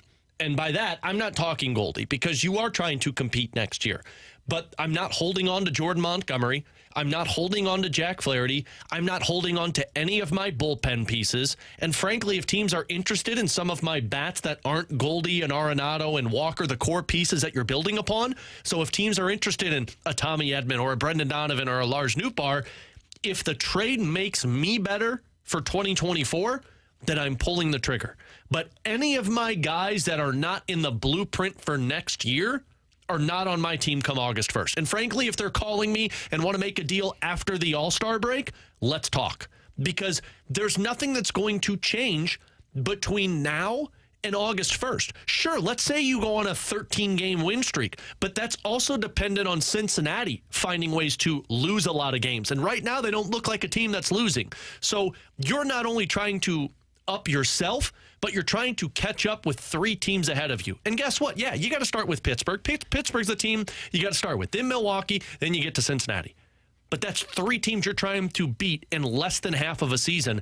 So this 4, you forgot the Cubs in there too. I completely forgot about the Cubs too. There's none of this in between of, well, we still believe that we've got a shot at the NL Central. So you know what? Let's keep Jordan Montgomery because maybe I can convince myself that I could re-sign him in the offseason. No. If I want a chance to do that, let's go into the offseason when he's a free agent. But now I want the best return possible for all of my assets. Yeah, I agree. I think you're definitely listing on all those assets that you, like you said, aren't in your plan for 2024. And I think most of the free agents are in that conversation, except maybe Montgomery. And that's why I will put one little caveat on Montgomery at the deadline here. If you don't think you're getting the trade value that you are seeking for Montgomery, I could see where they potentially hold on to him.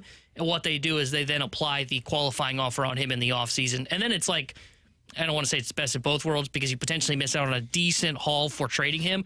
But it could be the best of both worlds because if he signs the qualifying offer, all right, you've got Michaelis, Matz, and Montgomery locked up in your rotation. And Montgomery's been really good. And he's back on a 1-year deal with the St. Louis Cardinals.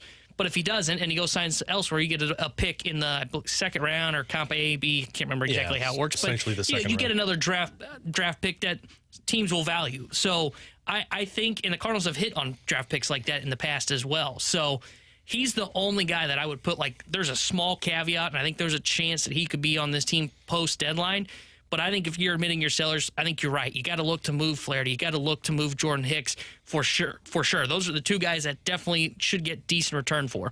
Got to listen to Gio. Got to listen on Helsley, but it doesn't sound like he's going to be available by the time you get to might the not be deadline. healthy enough. But you definitely listen on Giovanni Gallegos. You definitely listen on Paul DeYoung, who's had a bounce-back year, and you could still potentially get something for him because somebody could use his bat, whether it be on the bench or if they need him to start at shortstop like the Cardinals have done. He could be a guy that could provide an instant boost to an offense in like the 7-8 hole. And I'm not afraid to listen on guys that I want to be a part of my core, but guess what? If my team's improving via the draft with the Donovans and the Edmonds and the Newbars and the Carlsons, if I'm improving that trade, I'm going to listen on it. You just can't afford to capitalize on this trade deadline to jumpstart your offseason. If you believe that 2024 is still a winning window for you, and if you're keeping Goldie and Arenado, you're stating that it's a winning window for you. But if you go into this in the middle of the road and think you can still catch the Reds, you're going to have a bad deadline, which means you're not going to have answers in the offseason, which means you're going to be doing the exact same thing next year. And I don't know if the Cardinals can handle doing that again, because now you're fading away from your winning window because Arenado and Goldie continue to age. And I want to answer this quick question from the 636. Instead of trading Montgomery, why not build a staff around him? The reason for it is because I don't want to build a staff around a number 2. I want to build a staff around an ace. Look, he's been here for 1.5 years, and it hasn't gotten me anything. Now, but with that being said, if Montgomery decided to stay, if he decided to stay and like you gave him the qualifying offer and he took it, or you re-signed him in the offseason, that's fine. I'm not saying you just completely shake his hand and say good riddance to Jordan Montgomery, but he's not the guy you're building this rotation around. Frankly, they don't have the guy they're building the rotation around because they don't have an ace in the rotation right now. You chose Michaelis over Montgomery in the offseason. And to me, that stated where they were going with it. And I don't believe you're going back to the Montgomery train because frankly, I don't know if you're going to spend that amount of money on both of those guys and then them still believe that maybe they got a chance at bringing in Jack Flaherty. But now that his stock continues to rise, I don't think you can hold on to that player because of what the return could be. And maybe I'm wrong. Maybe the return is nothing for Jordan Montgomery. And you do say, look, we just couldn't find the right assets in a trade, so we said, let's keep him and see if we can re-sign him. But you need to be blunt about that and honest and straightforward rather than just say, no, we felt like we wanted to keep Jordan Montgomery so we can compete, because that's a lie to yourselves and that's a lie to the fan base. Tanner Hendrickson, Graham Francis, I'm Alex Ferrario. Coming up next, we're diving into the junk drawer here on 101 ESPN.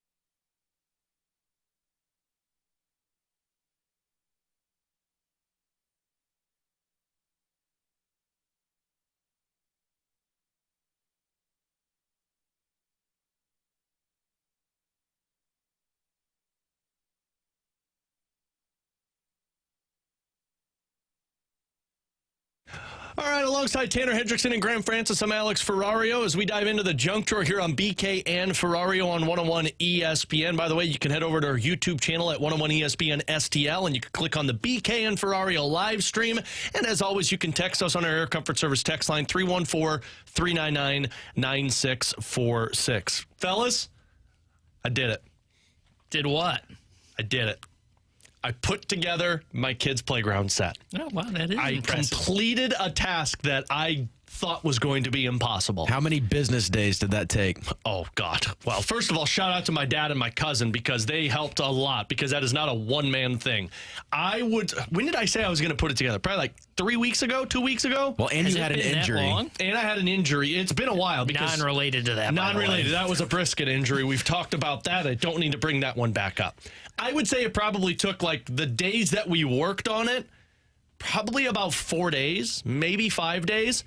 But you also got to understand, like, we started and we stopped and we started and we stopped. So there wasn't like a consistent start to finish. And yes, I did have an injury, lost a finger that I could use. So that made things challenging. But let me tell you, I'm sure people listening have put together IKEA things before. This is like night and day worse than IKEA. Like, at least IKEA, it's less pieces. We got this playground set. My parents bought it for my daughters, and I thought like it's a bigger one. It's got a swing, it's got a slide, it's got a little bit of a clubhouse, it's got a rock wall and ladder. So it's a nice playground set. I thought it was going to be a lot of pieces, but I'm like, it can't be that bad. Anytime you say to yourself, it can't be that bad, oh, it's bad. So it got delivered, and I posted it on my social media so people saw it. It was 3 boxes of just wood. It was just pieces of lumber. And it was essentially like, put it together, the instruction manual. We started it, we had to stop because we put it backwards. Had to undo it, put it back together. And then once we started to build on top of it, it just got harder and harder and harder because you're not only like putting the pieces together because it's a tower, but now you have to like get a ladder and put pieces at the top of this tower. It became a nightmare. So when we got it put together, they were going to charge $750 to install it. How much did the playground cost? It was like $1,500. Playground sets are expensive, people. Damn. Like, very expensive. But they're like, we'll do it, $750. I'm like, I am not paying nearly... I mean, they would have knocked it out in one day. No, he said it will take us about 3 days to do. Oh, well then, okay, never mind. Well, you guys were efficient then. But that's why it's like I weighed the differences, the pros and cons of like, okay, look, I can spend $750 and not have to worry about it and let somebody else do it. But they said it was going to take just the same amount of time that I thought it was going to take me. But they're also like, oh, and just so you know, you got to be aware that we might strip some wood because that's just how it goes. And if we do, we'll have to wait for more parts. So I thought to myself, why would I pay somebody to do what I'm going to do and them ruin it? So I just chose to do it myself. And I only stripped like 2 pieces of wood. So Oh, nice. Probably about the same they would have done. But now is it bad that I put it together, confident in myself, but every time my daughter climbs up on top of it, scared the hell out of me because it like creaks, like, it's like, oh, God. I'm just waiting for this thing to collapse. 314 does ask a good question. This might go into why you're scared of having your daughters walk on this play set. How many extra pieces are there? Like, did you No extra pieces of wood, a lot of extra screws and bolts. Ooh. But I think that's because they like add extras if you lose some or if it strips the screw. I think. I put all of the screws into the places that needed to go. So I just put together, I recently bought definitely not a playground set, that'd be weird on my patio. But It made sense for you. well, yeah, it would be fun. Nice to get a swing every once in a while. True. Gosh, there's nothing like swinging. But I recently Clip that for me, Grant. I recently bought a kind of like a bar height like outdoor table for my patio, and when I put it together, I don't know if I missed something. Like I struggled to put this little thing together, but I had literally just 1 screw left.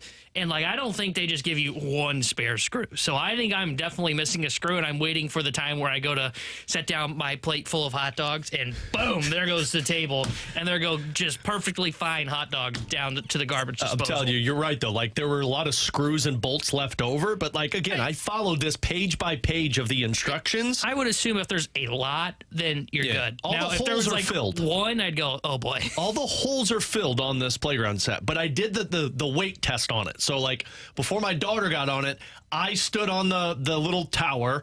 So, I mean, that held about 180 pounds.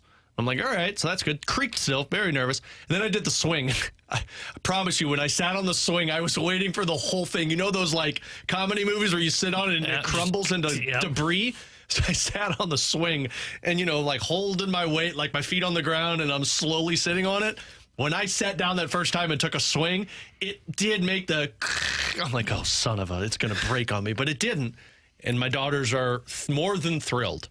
And I feel accomplished. I was about to say, how much time have they spent on the playset? Oh, my God. Yesterday, my oldest daughter, Adelaide, she was outside for a good hour and a half. Okay, that's all she good. did is climb it, slide down, climb it, slide down, climb it, slide down. So I felt accomplished. Because, like, imagine they were only on it for like 5 minutes. They're like, oh, this is cool. Went back inside. You'd be pissed. I'd be so pissed. No. They will be forced to stay on that thing. Do you believe that BK could have done what I did? No. No shot. Not- We should knock him while he's down. Not he's as on paternity quickly. leave. Well, is he down or is he up? He's up, but I don't want to knock him back down. Oh, I'll knock him back down. Yeah, no. I'll knock him back down. There's no way he could do that. No chance. At least not that fast. I mean, to be no fair, shot.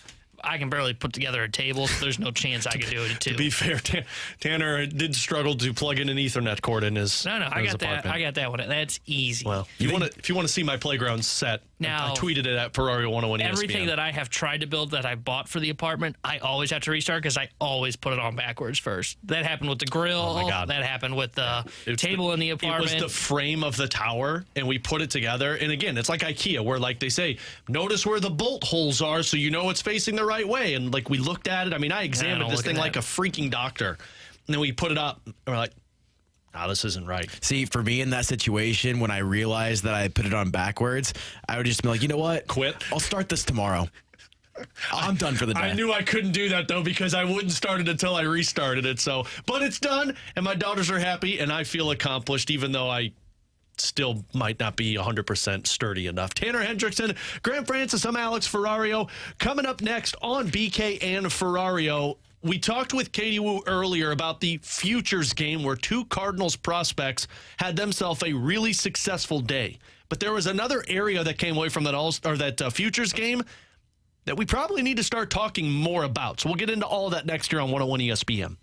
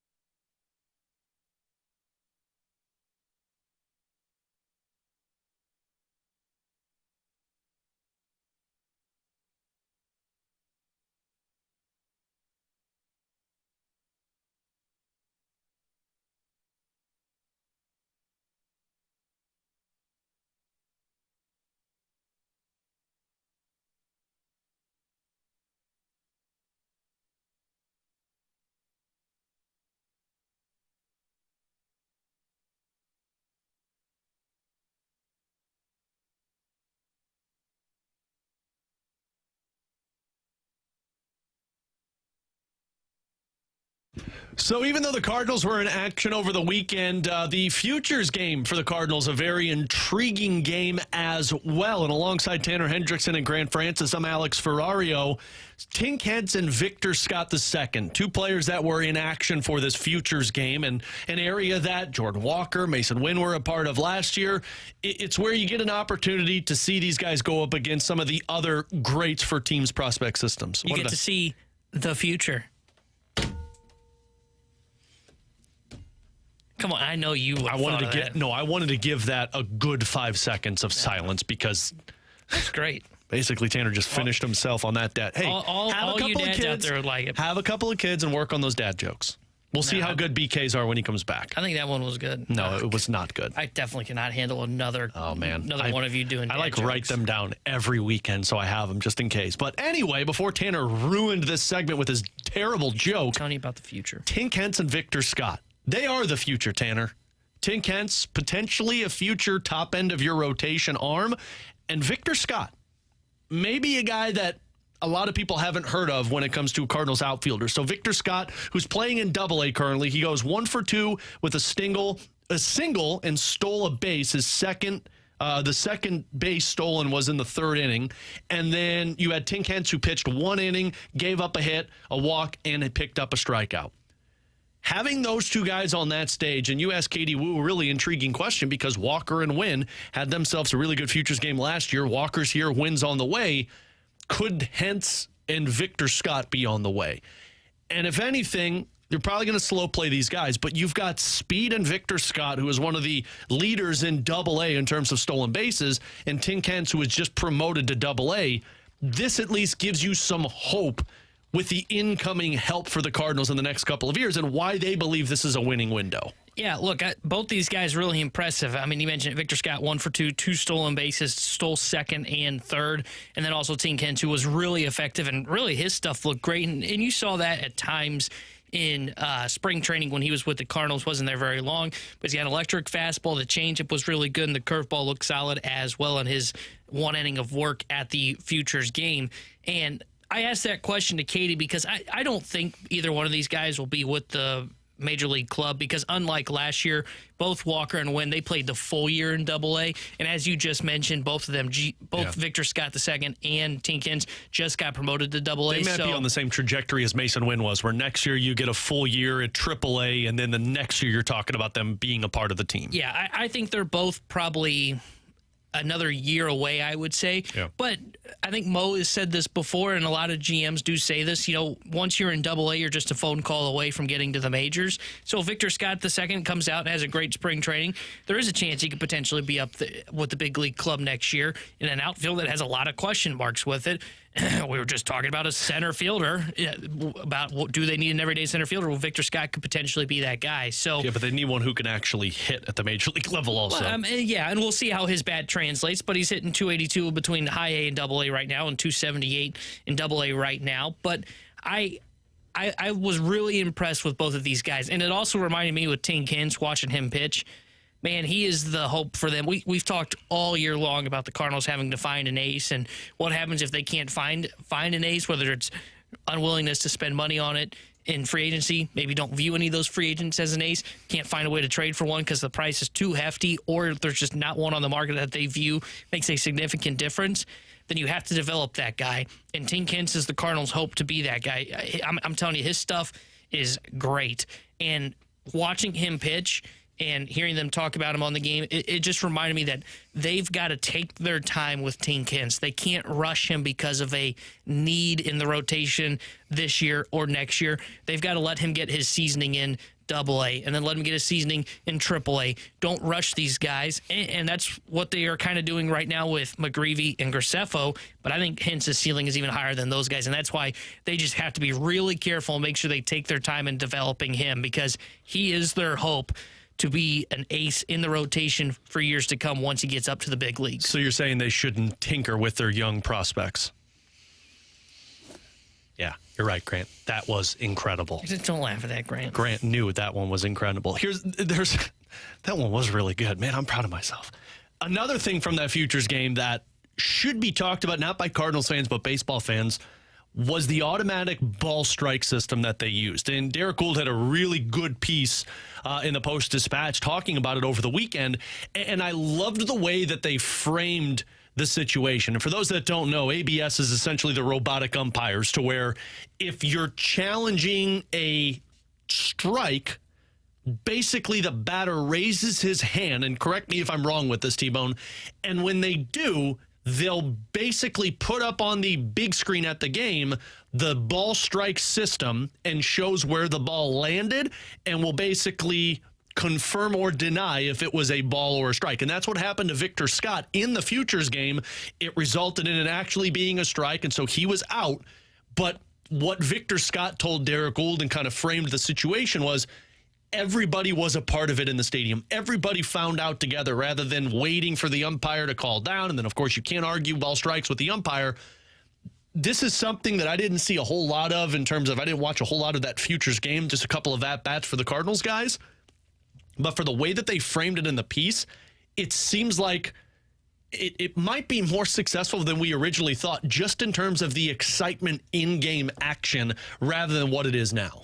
Yeah, this is where baseball is going with this ABS system. Now, if they are going to go exactly the way they did in the Futures game, that's left to be desired, because we'll see what they end up doing. They could move to a fully automated ball strike zone where the umpires don't even have to call it. But you were right in describing it. As it is right now, umpires basically call the pitch as they see it, and if the team wants to challenge it, whether it be the hitter or the catcher, both sides can challenge. They then throw it up on the big board there, and they basically see it come in through where it was released, see where it lands, and it confirms if it's a ball or a strike. And honestly, I really liked it, seeing it in action, and I always thought that this would be the way I would prefer it, because it reminds me of, for example, we've got Wimbledon on right now in the studio on the TVs. And tennis uses basically kind of the same replay system where they see the ball come in, where it hits, and whether or not whether it's in or out, they zoom in, the crowd gets to see it, the players get to see it, the umpire gets to see it. And that's where baseball is leaning towards. That's the way they went in this game, in the Futures game, and I really liked it. Look, there's probably going to be kinks to it that we'll have to figure out, and I think they only got 2 challenges in it. I think you probably would get 3 in a full 9-inning game, because they just played 7 innings for the Futures game. But I like it, and if they're going to move to an automated ball strike system, this is the way I prefer they go, because I do still want some of that human element where there's an umpire behind home plate still calling balls and strikes, and then it also adds some strategy to the game. Do I want to burn my challenge here in the first inning? Because if we only get 3, then if I'm wrong, we just burnt 1 in the first inning when we could use those later on down the road. So I thought I would like this, but I was even more impressed when I got to see it in the Futures game. This is where baseball needs to go. It seemed like it was pretty flawless, too. And again, there are going to be kinks with it, but it seemed, just in terms of the transition to raising your hand at the plate because you didn't think it was a strike and they called you on the strikeout, and it goes up on the screen, everybody sees it, confirms it, you walk back to the dugout. It seems to move pretty flawlessly, which, if that's the case, that puts more excitement into those games. So there's not that waiting around period for fans. And again, from Derek Gould's piece, it seemed like everybody in that stadium was just as curious as Victor Scott was, which I think is a good thing if you're trying to do this for baseball. Yeah, and again, it reminds me so much of the way the tennis one works, and you can see in a tennis match how the fans kind of react to it, because if it's close, and especially if it's in a one-run game in the 9th inning, and you've got a closer pitching with, say, the base is loaded, 3-2 pitch comes in, the umpire calls ball 4, and then you get to see it happen on the big screen of here comes the pitch in, and it's actually a strike and the game ends. There can be excitement around it, and I love it. If they're going to go to it, I prefer they go to this kind of ABS system, because I really do like this, and having fans being able to see where it is rather than just everything is robotic and robots call the strike zone. I still want some human element in it. He's Tanner Hendrickson, Grant Francis. I'm Alex Ferrario. If you've got a bet it or forget it scenario for us, text it at our Air Comfort Service text line 314-399-9646. Can I call a timeout real quick? No, there's no timeouts allowed. Real quick, I have some breaking news for you, Alex. There's breaking news for me? Your guy, Philip Zadina. Oh, my God. Tell me he signed with the Blues. According to Frank Saravalli. Tell me he signed with the Blues. A 1 year. Oh, my God. He went to the Blues. $1.1 million contract with the San Jose Sharks. Oh, my God. Good for them. Not good for them. What? They could use talent? They could use talent. Why? You need to be bad for a couple of years. You know who could have used that? The Blues. Not for $1.1 million, though. That was not going to happen. I wasn't a fan of this. He got me a little excited, though. When you said breaking news and you had that smirk on your face, Grant, which people can see on our YouTube channel, I thought you were going to say St. Louis. I thought he was going to announce that Nolan Arenado's hitting 5th for the NL in the All-Star game. I thought he was going to announce that Zach Gallen was the starter for the All-Star game. So a lot of breaking news for everybody that you just heard here on BK and Ferrario. We'll play Bet It or Forget It next on 101 ESPN.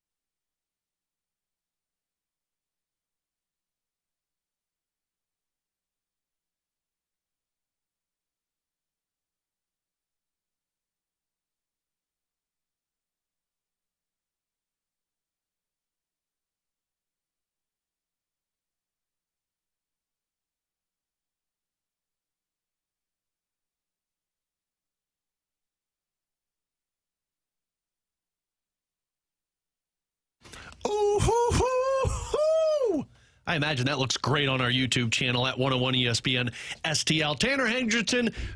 I'm going to try that one again. Tanner Hendrickson. Grant Francis, I'm Alex Ferrario. It is time. Over there. Mushmouth over here. It is time for Bet It or Forget It here on 101 ESPN, where you send us your scenario 314-399-9646 to our Air Comfort Service text line. Can I pass along a little news real quick? Sure. Let me promote the YouTube channel first. I'm sorry, but I couldn't help myself. At 101 ESPN STL on YouTube. He just steals my job. John Denton just tweeted out because the Cardinals just made another selection in the third round. Did the Cardinals select the Blues sign Philip Sedina? No. Oh, okay. The Cardinals have selected from Boston College outfielder Travis Honeyman. Jesus, why are we drafting more outfielders? Well, have you seen our outfielders? I have. Good. Have you seen our pitchers? Yeah, they're fine. Oh, are they? Yeah. You good with that, huh? Yeah. All right. Still give it time. There could be a run on pitch. There could be a run on pitching. But here, I'll do my bet and forget it right now. Bet it or forget it. St. Louis Cardinals, I think they go to round 10 today, will select 4 pitchers, and at minimum 4 pitchers by the end of the day. What is this, round 3 through 55? 10. There are only 10 rounds in the draft. I thought there was no, there's only 10, up to 10 today. Then they go to 20 tomorrow. It's amazing how many rounds that they do in the draft. Yeah, I'll bet it because you get 10 freaking rounds, so of course you're going to do. How about this one? Bet it or forget it. The Cardinals select more position players than pitchers by the end of the draft. I will forget that. I still think there's going to be a run on pitching for the Cardinals. I think right now the way they view it would be my guess is that they're looking at it going, okay, let's go with the best available player in general right now, and they apparently viewed this kid as being one of the best players on the board at their selection spot. Where it gets interesting is once you get kind of into like rounds, probably 4 or 5, somewhere in that range, then I could see where they look at it and go, okay, now we got to start looking at some high upside pitching here because we do need to refill the minor league system. Or, and hear me out, the better picks go to the pitchers. I don't get what you're saying, so I don't understand your whole reaction. Your 1 through 4 pick should have been pitchers, and then you find the best available offensive talent. I think Katie said it right. I think right now you're drafting the best player overall because I don't think you reaching on pitching would be a concern for me because pitching is such a tough thing to develop in Major League Baseball. So I would not. Cardinals know that. I would not want to reach on anybody that you think, for example, they picked 21st overall in the first round. Based on whatever their board may have said, they may have looked at it and said, okay, one of these arms we view as like late first-round talent, while we view this outfielder as probably shouldn't even be here for us. Yeah. So I don't view it as they had to draft a pitcher. They're going to select pitchers. I don't expect a 20-round draft where they're not going to take a pitcher. Boy, that would be wild. That would be insane. Frankly, I was shocked. I think it was 4 years ago where the Angels went 20 picks and selected all pitchers, which was just crazy. That's when you know you're desperate for something. I don't think it's going to be like that, but they're going to draft pitching. I just think right now with their first 2 picks, they said, you know what, these 2 players, we can't pass up on them. They're not going to be available when we get back to our spot, so let's go for these guys. And let's be honest, the outfield is still very much a question mark for the St. Louis Cardinals. It's Bet It or Forget It here on BK and Ferrario, so I've got one for you guys. Bet it or forget it, sticking with the MLB draft. Bet it or forget it, the Major League Baseball draft will soon involve trading picks. Did you guys read this article over the weekend that they were talking about how it's been discussed of the ability to trade like first-round picks like basically every other sport does in the draft? I'd bet this one because I would be intrigued, and I think it makes the trade deadline that much more interesting if you have the ability to trade draft picks. Now, they're going to have to tighten things up because trading a 19th-round draft pick is kind of boring, but maybe the ability to trade like rounds 1 through 5, I think that would create a little bit more anticipation of the deadline. Yeah, I'm going to forget this. I don't want to see Major League Baseball move to where there are the trading of draft picks because I think it's just going to encourage these small market teams to do more tanking, if you can even say that, because they tank a lot already. But I don't like the idea of trading draft picks because I think a lot of small market teams will really look to stockpile those because they know that's where they can get the cost control talent rather than being willing to spend some money on the free agent market. I like how the trade deadline works now where you can trade away international draft slots if you have or draft money. I can't remember exactly how it works, but I like how the trade deadline works now where you can trade away international draft slots if you have or draft money. I can't remember exactly how it works, but I like how the trade deadline works now where you can trade away international draft slots if you have or draft money. I can't remember exactly how it works, but and prospects. I don't think you need to add in draft picks. I think it works fine the way it is in Major League Baseball. I would bet it. I think if you're a team, you should be able to build however you want to. And if that includes trading draft picks or trading for draft picks, then I'm all in on it. I think it's kind of dumb to not be able to have an asset like a draft pick and the league tell you that you can't trade it. Like, that's your draft pick. You should be able to do what you want with it. That's how I look at it. Yeah. And I think it creates the intrigue for that season to where, and again, you have to tighten it up because, like, nobody cares about the 18th round draft pick. But, like, first round picks, if you're trading those, one, it creates a little bit more stock in the trade market. And two, that fan base can kind of pay attention to that other team to see where they fall. I don't know. It's definitely an interesting dynamic if they decide to go down that path. Grant, what do you got for Bet It or Forget It? All right. So for the Blues, upcoming season, both Zachary Dean and Zachary Bolduc play at least 15 games with the Blues this season. Oh, I'll bet this one. Because injuries will take place. I think Bolduc's opportunity is going to come when / if injuries happen to Kyrou or Verana goal scorers. That's where the Bolduc will get the opportunity. And then you look at the centerman position. If something happens to one of those individuals or if he beats out some guys, you'll get 15 games from Zach Dean. I think both of those guys will be getting close to 15 to 20 games this upcoming season. I might bet this one, too. I don't think either breaks camp with the Blues, but I could see because of injury where you could see Dean get kind of a trial run, if you want to call it that. Same with Bolduc, and especially if they end up falling out of it and they make moves like trading Vrana, trading Kapanen, I could see where the Blues say, all right, let's see what we have in Bolduc and Dean. So I'll bet this. I could see where both of them play 15 games. The one I kind of hesitated on was Bolduc. I could see where Dean definitely gets up here, gets a shot, and I think he's probably, out of those two, the most likely to potentially make the team out of camp. Bolduc's the one that really needs a big camp and then a big start to the AHL season, which is where he'd go if he doesn't make the team out of camp, for him to get up here as one of those guys that's first one to be called up when an injury occurs. I'm with you. I think Zach Dean's going to have a little bit of an easier transition into the NHL. I think it's going to be a little bit more difficult for Bolduc. But I think through injuries that they just happen throughout the NHL season, I think eventually Bolduc is going to get his chance. And he seems determined. Like he's got a fire under him coming into this camp, just based off of the article that Jeremy Rutherford put out earlier today, talking about how he feels after last season's camp that he didn't perform well enough going into this one. I think he's going to play with some fire, and I think it could earn him some games at the NHL level. Couple on our Air Comfort Service text line. Bet it or forget it. One of these free agents will be a Cardinal next season. Lucas Giolito, Aaron Nola, or Michael Wacha. I'll bet it. I don't think it'll be Wacha. I could see Giolito or Nola. I think, one, they got to find an ace. Nola could potentially fit that category, even though he's had a down year.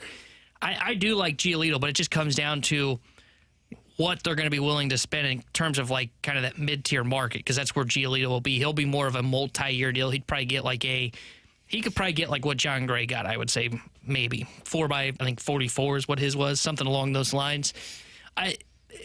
I wonder if they're going to look for something like that, or they'll do more of hey, let's go get an ace and then let's sign. And I mentioned this on, I think it was Friday. Let's go get guys that have a pretty high upside, but it'll be on 1-year deals. Like James Paxton was somebody that I mentioned.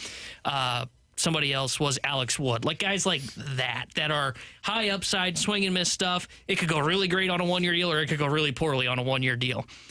So, but I'll bet this because I could see where they end up deciding to try and go after Aaron Nola or Lucas Giolito. I could see where one of those two are a Cardinal. I think I'm going to forget it just because you know how the Cardinals operate. Yeah. Going into the offseason, that's going to be my expectation so that I don't disappoint myself. That's sort of how I operate, especially with this team in free agency. So, yeah, I'll forget it. I'll bet this one because I could see Lucas Giolito being the guy that they target. And my concern is they target Lucas Giolito to be a higher type of pitcher than what he's supposed to be. You go after him as he's going to be your number 2, and he pans out to be a number 4. But I'll bet it that one of those three, because I do believe Nola or Giolito will be one of the guys that they go after heavily in the offseason. Frankly, I think they're going to have to go heavy after them in the offseason. Final one, bet it or forget it from the 636. If the Blues defense ranks middle of the pack in goals against this season, they make the playoffs. Oh, bet it. I think this is a simple one, right? I mean, you middle of the pack, you're in. I'd bet it too, because they should. I don't know if they'll be like a top 10 offense or top 5, but they've got plenty of goal scoring to where if the defense is just average, and my assumption, and maybe this is just my view on the defense, if they're middle of the pack in goals allowed, it's probably because Bennington helped carry that as well. Bennington and Husso, or not Husso, excuse me, Hofer.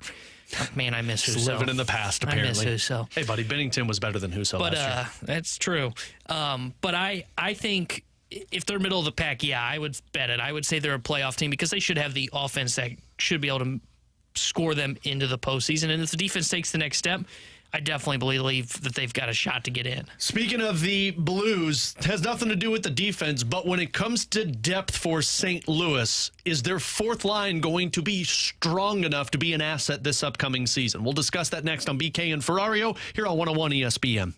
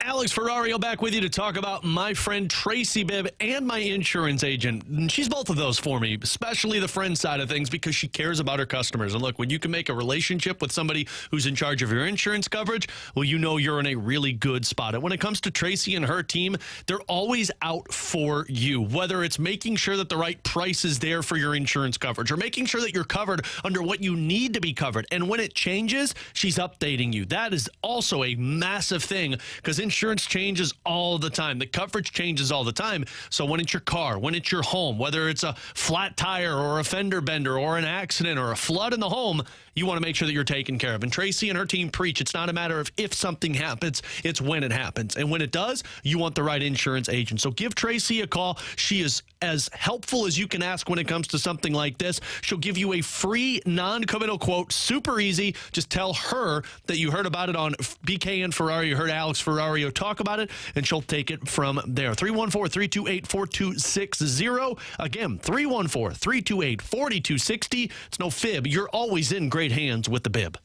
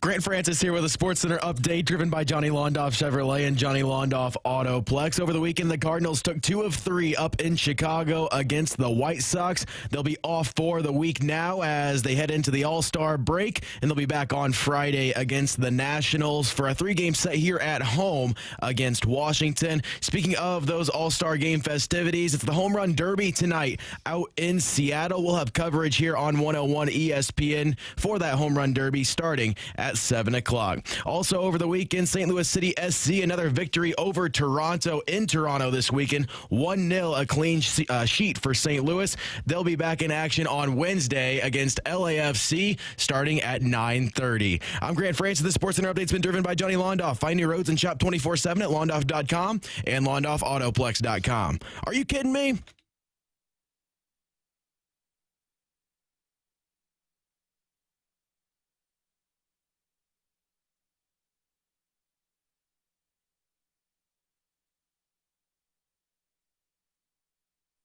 So there's plenty of areas to preview for the St. Louis Blues coming into their upcoming season, and a lot of them are, of course, top-of-the-mind topics, whether it's the defense, you're talking about what Kevin Hayes can provide, can some of these prospects make the team? Frankly, it's also the goaltending.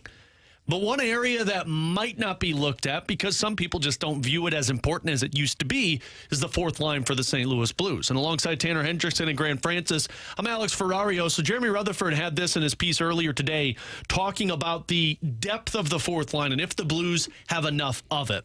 From JR's piece, they brought back forward Mackenzie McEachran in free agency. The 29-year-old was drafted by the Blues, part of their Stanley Cup team, before leaving and signing with Carolina. Can provide some depth on the fourth line, but there still are not a lot of quality bodies for those spots. McEachran, Toropchenko, who is still a restricted free agent as he's filed for arbitration, Nathan Walker, and maybe Sammy Blais if you can see him on that fourth line. But if there are injuries, not a lot to pull from. And he's not wrong, because when you get past those names, then you get into the Boldukes and Deans. And call me crazy, but Bolduke's not playing on your fourth line. So I would cross that one off. I think Dean's probably there. Nikita Alexandrov is going to be another one of those guys. They have a couple of depth pieces that more than qualified to be in the AHL, but maybe not that NHL. Like I'm thinking of a Will Bitton that plays for Springfield right now. But that's it. And if there's one thing I know Craig Berube loves to have, it's reliable pieces that can provide depth on your fourth line. Because last season, you did not have that. There was a reason that Tyler Pitlick played so many games for St. Louis, because he was one of the very few reliable forwards that could play there. Frankly, since 2019, you really haven't had reliable players for a fourth line. And again, some people view fourth lines differently. I would say look at what Vegas just accomplished with one of their more successful lines of a fourth line. You need to have something there. And the way that I look at that fourth line is Toropchenko's going to be on it if he gets signed, which he will. I believe that you're also going to have Sammy Blais playing on your fourth line just because you have so many forwards. And then you get to the center spot. And that's where you come to Alexandrov, Zachary Dean, or are you going to the free agency market? And that free agency is probably going to be a player tryout. And if it doesn't work out for the tryouts, then that means somebody stole the position in terms of Alexandrov or a Zach Dean coming out of training camp. And I wouldn't be surprised, too, if they go the route of that PTO, because they've done it several times in the past, most recently with Tyler Pitlick, but they did it with James Neal as well. So the Blues aren't afraid to go that route of doing that professional tryout in training camp.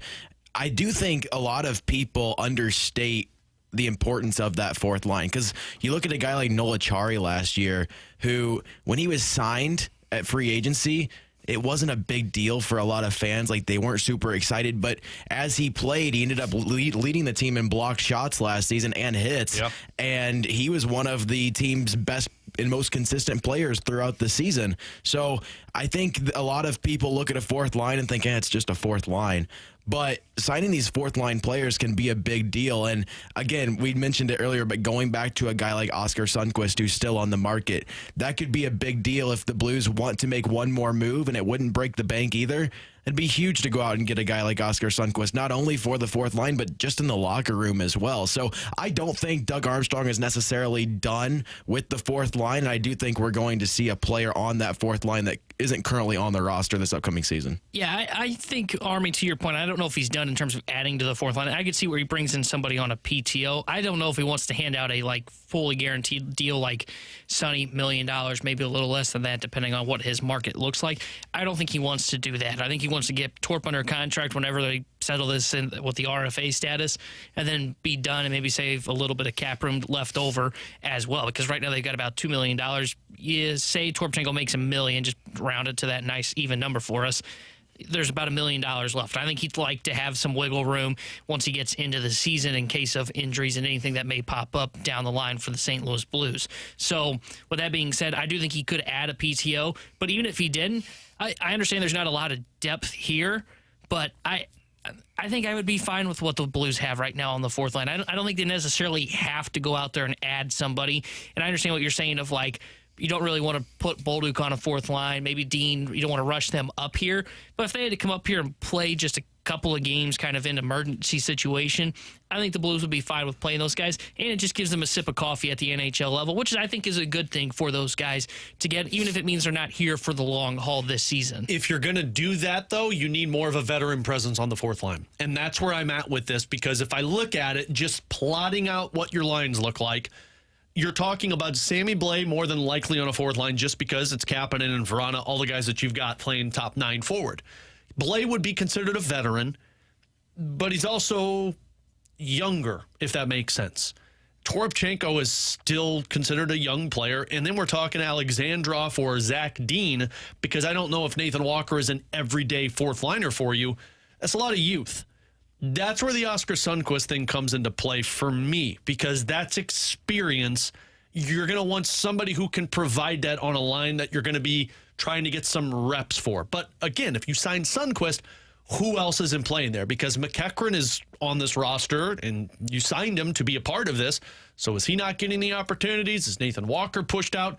That's really the pull and take with or the give and pull with all of this. The other guy that we haven't even spoke of, and some people might not even know who he is this player named Andre Heim, who they signed in the offseason, was playing over in the Swiss League. 25-year-old who's been playing in the Swiss Pro League for a while. Could be another option on that front for the St. Louis Blues. The real answer to all of this is you don't have enough depth right now. You got guys, but do you have impactful guys? And that's the question that I think Craig Berube and company are going to have to answer before they exit training camp and start the regular season.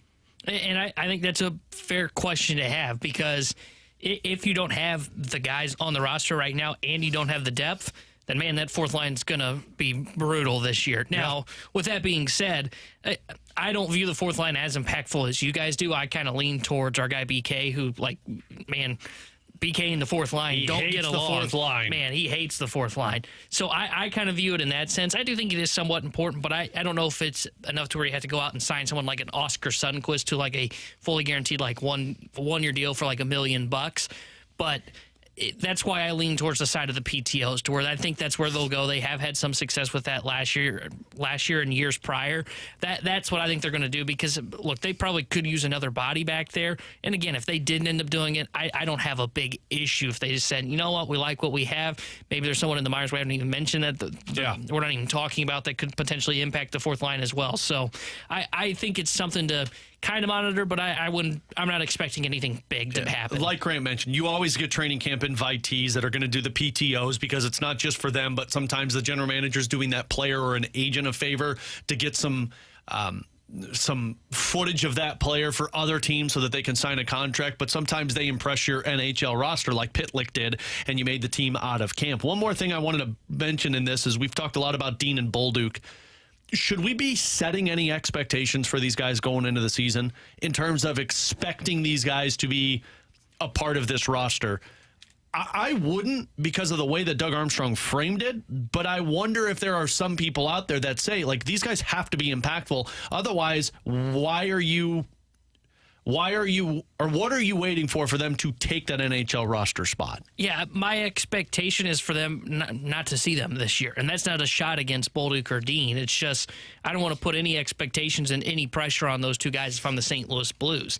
If you're up here, it's either one, you earned a spot out of camp, two, we're performing well in the AHL, we got to have you up here, or three, it's injuries. Like, I truly have no expectations for these guys. I mean, we just didn't better forget it. Grant asked the question, better forget it. Dean and Bolduc end up with 15-plus games. And I said bet it. But that wasn't like they've got to have 15 games from these guys. Ideally, I think both these guys spend a year in the AHL, get some seasoning, and you don't really see them this year because you believe in the depth that you have with your top nine, and you don't have to see them. You don't have to force them into that fourth-line role that we just talked about with Zachary Bolduc. So my expectation is I'm not going to see these guys until potentially the 2025 season. Yeah, I think 2020, the beginning of 2024 is... or 24-25. That's what I was trying to say, yeah. No, I agree with you, Tanner. I think expectation-wise, the most you can expect out of these players this season, at least for me, is when the injuries happen and they get their opportunity to come up, play solid, just don't be a liability. Like, that would be the expectations for these players coming in if there are injuries. The expectation shouldn't be for these players to make it out of camp, and if they do, that means they've impressed big time and they're ahead of what really the front office would have thought that they would be. So anything ahead of that would just be like found change. Expectation is Hall of Famers. And anything less than that, right, then you both are just dumb. Sorry to say it. You are. Hall of Famers. All right, Hole and Oates, calm down over there. That's when Dalibor Dvorsky comes in. Damn right it is. Doug Gilmore. That's what I would say with that one. Tanner Hendrickson, Graham Francis, I'm Alex Ferrario. We'll come back with the rewind and your chance to win Cardinals Bud Bash tickets next on BK and Ferrario on 101 ESPN.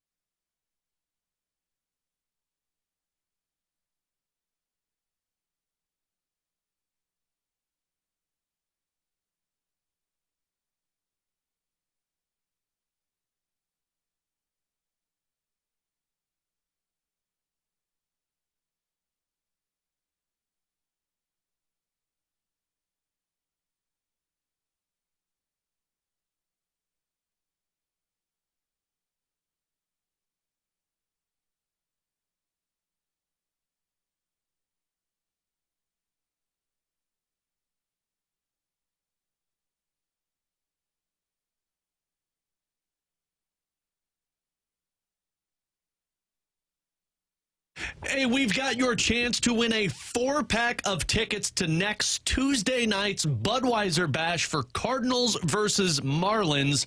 Next week's Bud Bash features a limited edition, how about this, Brad Thompson bobblehead. Wow. BT bobblehead. So you text in now if you're texter 101 at 314-399-9646, and you can tell me how many days it took me to put together that playground set that we talked about in the junk drawer.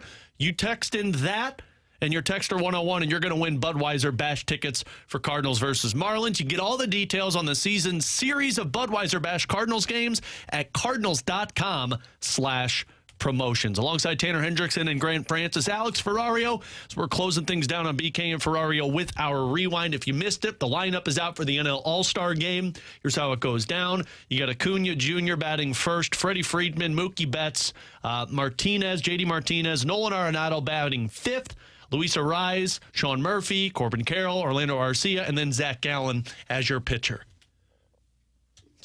I got a sneeze coming again. Oh, here, I'll talk and cover for that. Okay, so that All-Star game lineup, you can't make a bad All-Star game lineup. All right, back to you, Alex. Thank you, buddy. Appreciate it. My gosh, this sneeze. Look, Siri's even telling me to calm the bleep down. Anyway, let's rewind it with what Katie Wu was talking about with us on our chat that we had earlier in the show, which you can go check it out on our podcast page, 101ESPN.com, presented by Dobbs Tire and Auto Centers.